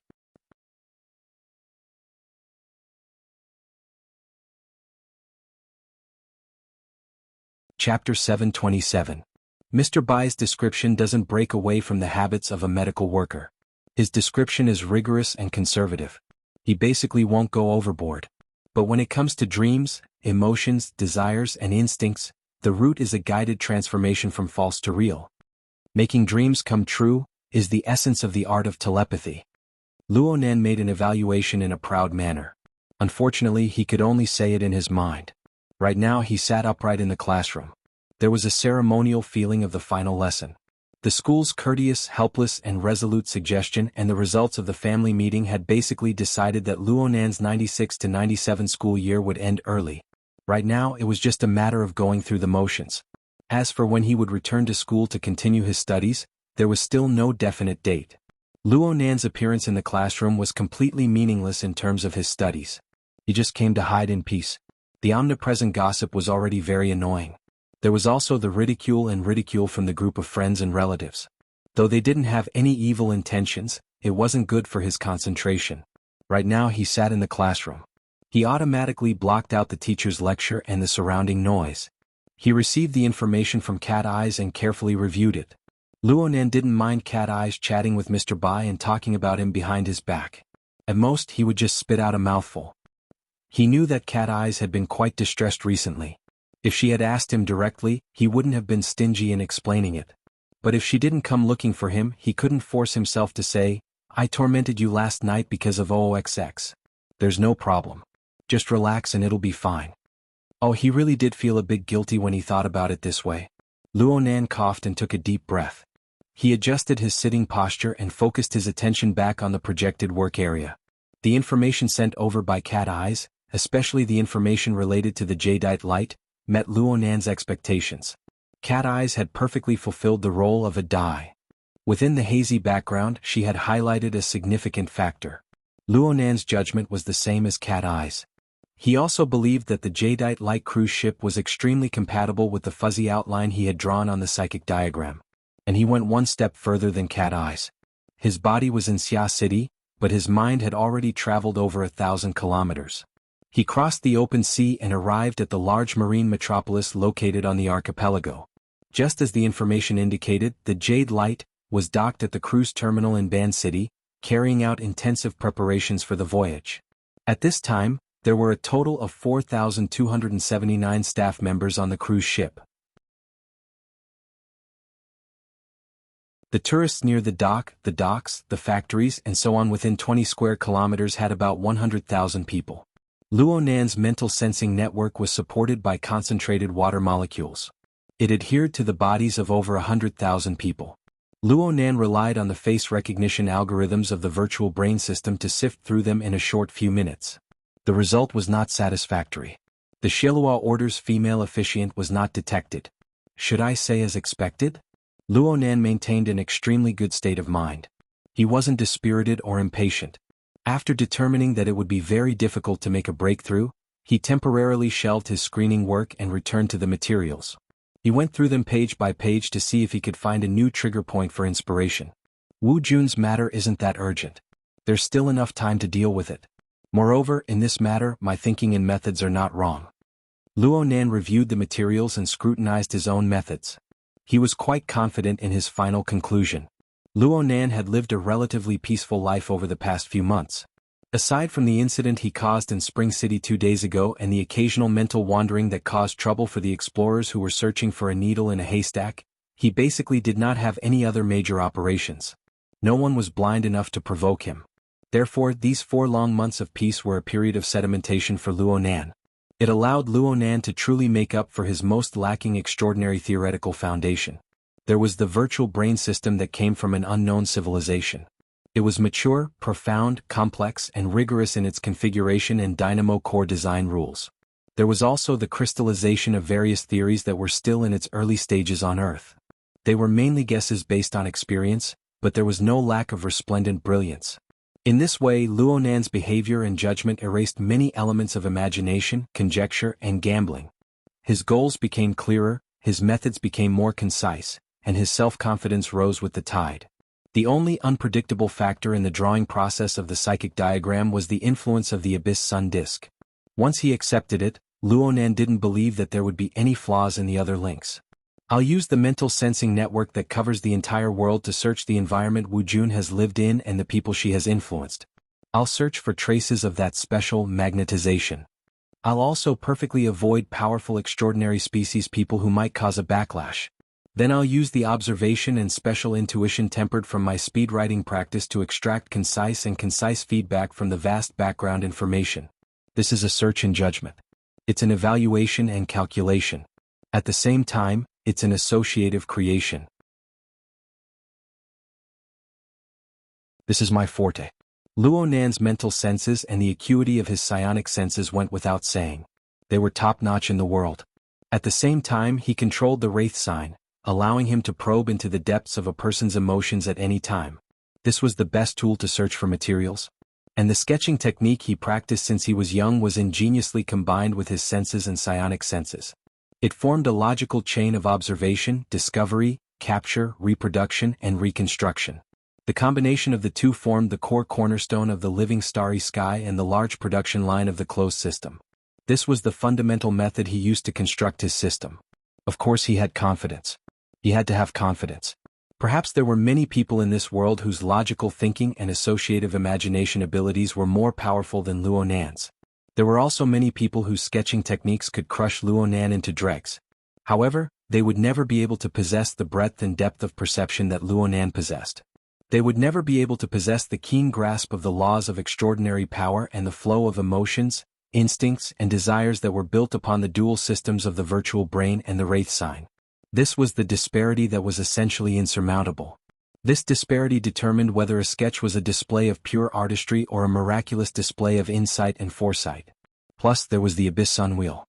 Under the boundless and pervasive light, the emotions and desires of people were like bacteria under a microscope. They were magnified and dancing in an exaggerated manner, full of sensitivity and desire to express themselves. Why did Luonan favor the dream-inducing technique so much? It was because the dream-inducing technique was the only method Luonan had up until now aside from the similarity in basic concepts. He could partially explain and practice the Wraith sign system, receive, and utilize the power of the Abyss Sun wheel. Of course, the influence of the Abyss Sun wheel was like an enormous, turbulent wave. It felt good to have the wind and the current go smoothly, but it would overshoot if one wasn't careful. The psychic technique can retrace the past. It can foresee the future. The dream-inducing technique plus the Abyss Sun wheel, along with my original creative intent, are all aimed at foresight. But right now, the driving force is hard to control, and the information I extract and associate is far too jumpy. I can't find Wu Jun right now. Excluding the possibility of the psychic failing, it's more likely that this matter hasn't happened yet. Luonan wrote and drew in the virtual work area, arranging the information he had gathered. He also began to interpret the results of his own psychic technique. If this is the case, then there are quite a few missing links that need to be filled in before the scene of foresight. Oh, I also need to pay attention to the problem of the psychic main body. Wu Jun's whereabouts is a problem I urgently want to know. It is related to my personal interests. Therefore, the construction of the dream-inducing world and the rules of its operation revolve around me. The results obtained through psychic communication and divination must be established on the foundation of my deep participation. In this way, the jadeite light isn't simply a place where Wu Jun will appear. It's the intersection point between me and Wu Jun. I can come into contact with the jadeite light at any time, but the intensity of observation shouldn't be enough. Then do I need to personally go there? The psychic technique isn't tampering with the world line. Instead, it's a kind of observation, grasp, and conjecture of the natural development trend. In other words, if things continue to develop according to normal circumstances, I might have a higher chance of boarding the jadeite light and meeting up with Wu Jun there. 15 minutes ago, the concept of the ultra-luxurious giant ship, the jadeite light, didn't exist within Luonan's knowledge. However, the current location of this giant ship was the cruise ship dock of Ban City. Ban City was a place Luonan had to go to in the next few days. He needed to make advance arrangements for the purge of the cloud world. He also needed to use the resources of the Blood Flame Order over there to practice and master the new abilities brought about by the biochemical reactor. In particular, he needed to adapt to the short yet powerful explosive period of the weak electromagnetic muscle structure. The situation seemed to have become a bit clearer. But how could he take another step forward? He never had any plans to ride a cruise ship. He didn't even have one now.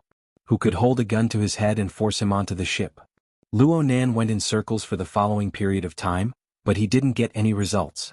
Right when he was feeling helpless, the hexaear vibrated slightly. Someone was looking for him. Luonan raised his eyebrows when he saw the contact. Oh my, this is a broken pot that's broken. He's taking the initiative to deliver his head. The person who sent the communication request was none other than a certain person who had gotten into trouble by mistakenly believing in Big Mouth. Luonan let out a breath and directly issued an ultimatum after connecting. Bro Octopus, let's meet in the fighting arena tomorrow. We'll settle our grudges in a single fight. I guarantee I won't kill you. Can I talk about proper business? My proper business has become a world-class tidbit. Why don't you explain it to me? Cough, a professional explanation is definitely no problem for me. According to the YSTR gene locus, you and the other person definitely don't belong to the same paternal line. You need to know that I've even collected a sample from your grandfather. I've even called up the SCA database for your father's genetic records.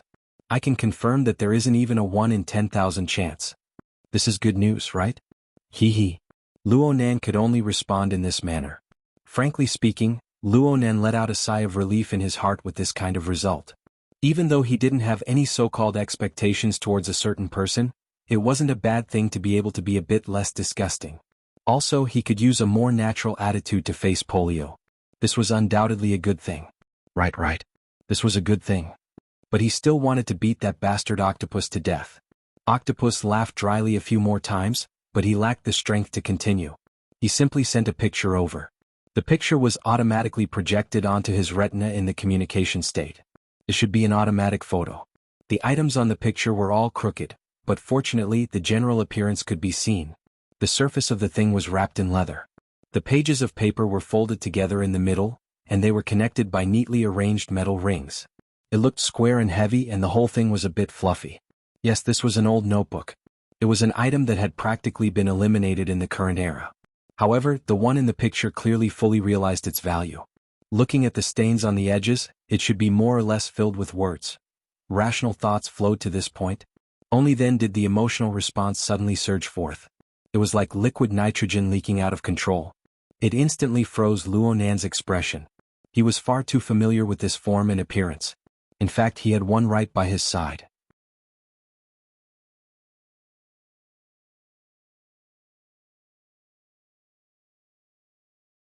Chapter 728. From the Pingjiang district in the southwest of Xia City to the Lilan district in the northeast, there was a large diagonal that ran through the entire city. Normally, this traffic line was known for being busy and congested. Luonan rushed out of the classroom. He grabbed a flying beetle before most people got off work and hurried over to the Shangding building. The road conditions were much better than normal at this time, but Luonan only felt that it was slow. At this moment he especially missed the days when Qin Ikuan and God accompanied him, especially the latter's flying car. It was fast and stable and it could reach the destination in one stop. It was much better than the metal worms that were circling between the buildings. Luonan sat in the car. He was clearly going in a straight line, but he had to make turns. It was hard for Luonan to not be impatient. Luckily, Octopus was always online chatting with him. They're going through the reward channel. They even sent photos and some photocopies. There's no need to doubt the authenticity. It's just that they don't think highly of my title as an agent, so they want you to personally negotiate with them. Oh. Thank you, bro Octopus. At this very moment, the bit of resentment regarding the paternity test had long since been tossed beyond the highest heavens. Luonan only had gratitude towards Octopus. Deep gratitude. The reward channel, the two spoke of, was the mission reward area on the official website of the Ability User Society. It was the only official channel for ability users, their various powers and organizations to realize employment. Luonan's grandfather's notebook was hung here to accept the reward. It was Octopus's doing. It happened at the end of September last year. At the time, Luonan had just finished his first mission after joining the Xia City branch. He went to the sanatorium to visit his grandfather and unexpectedly reunited with Octopus, who he had cooperated with on the mission. Luonan admired Octopus's ability to concoct drugs. Octopus, on the other hand, was very interested in Luo Yuandao's nerve-strengthening drug formula and the corresponding theory in Luo Yuandao's notebook. The two reached an agreement. Octopus would help Luonan concoct the drug, and Luonan would authorize Octopus to make a rubbing of the notebook for in-depth research. Later, Luonan rapidly broke through the limits of the self-format. Drugs and whatnot were no longer of use to him. Octopus kept on studying Luo Yuandao's notebook and published many papers one after another. He could be considered the first person to open the door for formatting theory. Both sides of the transaction were interesting people. Luonan's drug concoction had been set aside, but he believed that Octopus's research on his grandfather's notebook provided solid proof for the value of formatting theory, so he was very satisfied. As for Octopus, the drug concoction conditions he had originally agreed to were now useless, but he didn't want to take advantage of Luonan. So he paid out of his own pocket to rent a long-term advertising spot in headquarters' official bounty area, offering a bounty for the whereabouts of Luo Yuandao's notebook. Octopus had mentioned this matter to Luonan before, but Luonan had forgotten about this matter after half a year had passed until today. Compared to the restless Luonan who had heard the good news, Octopus, who had originally intended to use this to make up for his crimes, had regained his rationality earlier. He fiercely gave Luonan a heads up. Since the other side has proposed negotiations, they certainly won't be satisfied with the bounty on the list. Right now your status and value are different.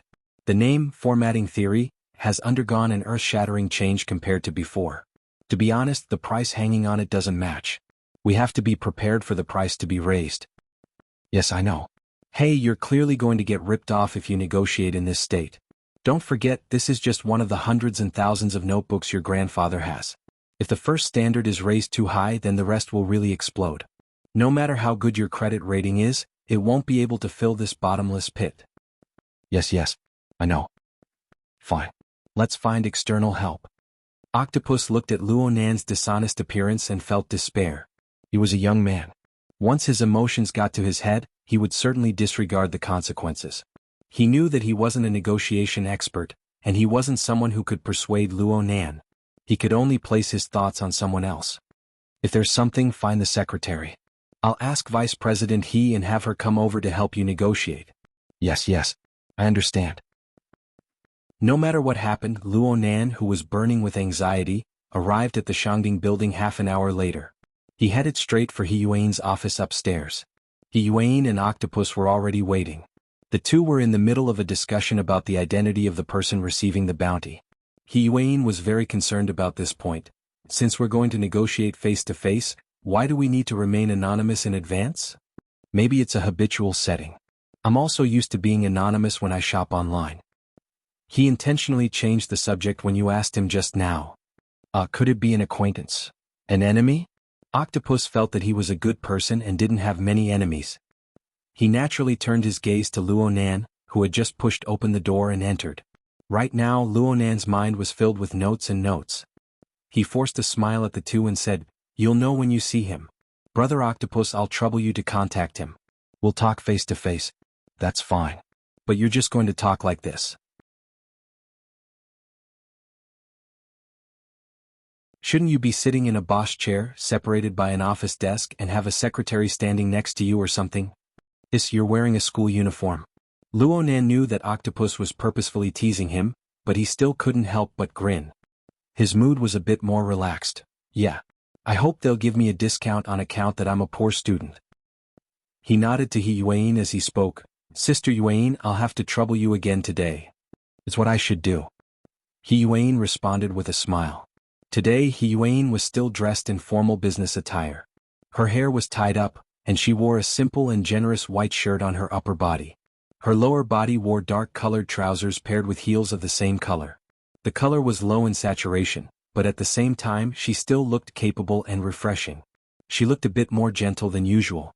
Needless to say, this kind of makeup, her slightly drooping cheeks, her solemn and dignified aura, and she quietly stood slightly behind Luonan. She really did have the style of a first-class secretary. It was just that the school uniform of a certain someone in front of her was too out of character. I'll be in charge of communication. You'll be in charge of showing your face. Secretary, he will be in charge of negotiating the price. The division of labor is clear. We can't interfere with each other, especially when negotiating the price. Do you understand? The three people stood in front of the office desk. Octopus opened up the communication function of the official bounty channel. Since this wasn't an instant communication, Octopus didn't expect Luonan to pick up immediately. He seized this time to brainwash Luonan with high intensity. Luonan let out a breath and was just about to respond when he saw the projection in front of him open automatically. It showed that Luonan had received the message and had agreed to make a video call.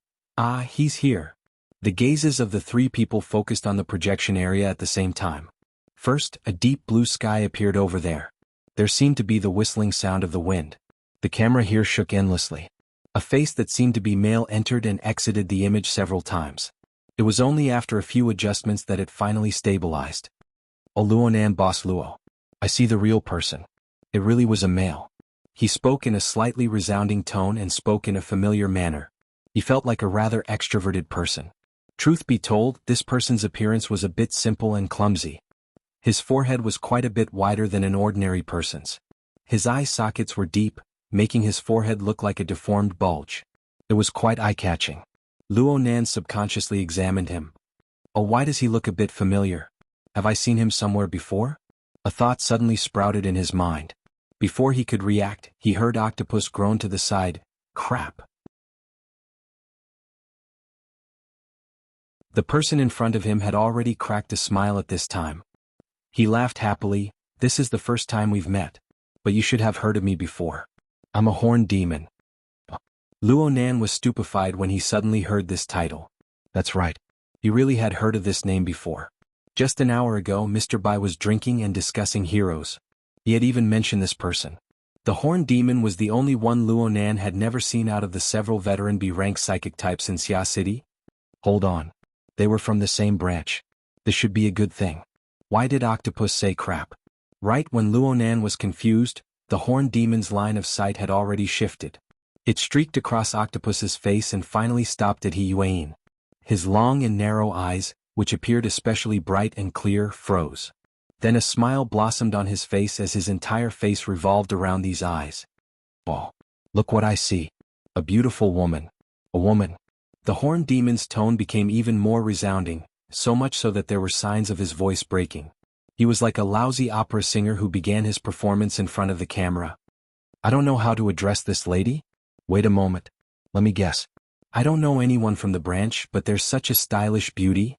Don't tell me she's the legendary vice president of the Burners, someone's professional secretary, Mrs. He Yuan?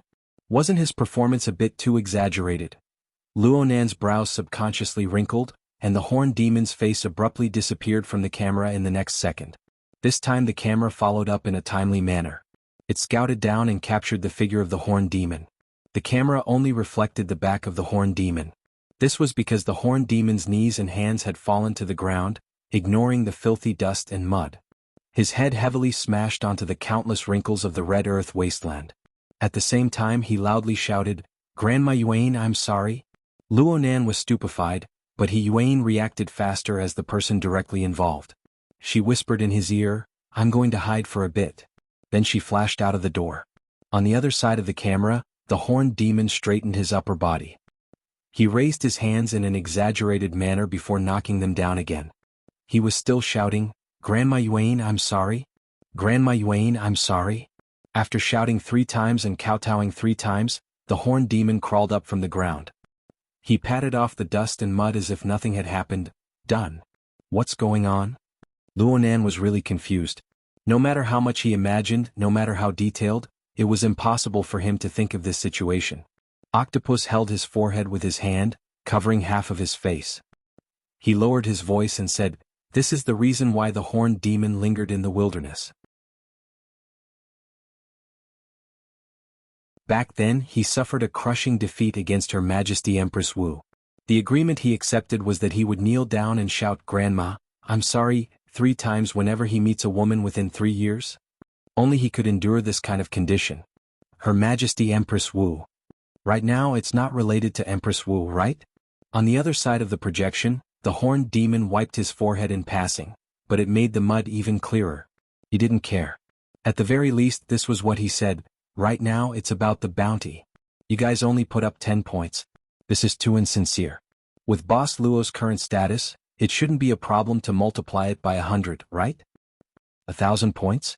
Why don't you just rob a bank?" Octopus slammed the table. "You think selling you is worth 1,000 points?" The horned demon simply didn't respond to Octopus's words. He extended 3 fingers and shook them in front of the camera. Also, the 3 kowtows before were solid enough. "Isn't it interesting to watch?" That's not free. 3 times. Raise it by 3 times and this notebook will be yours.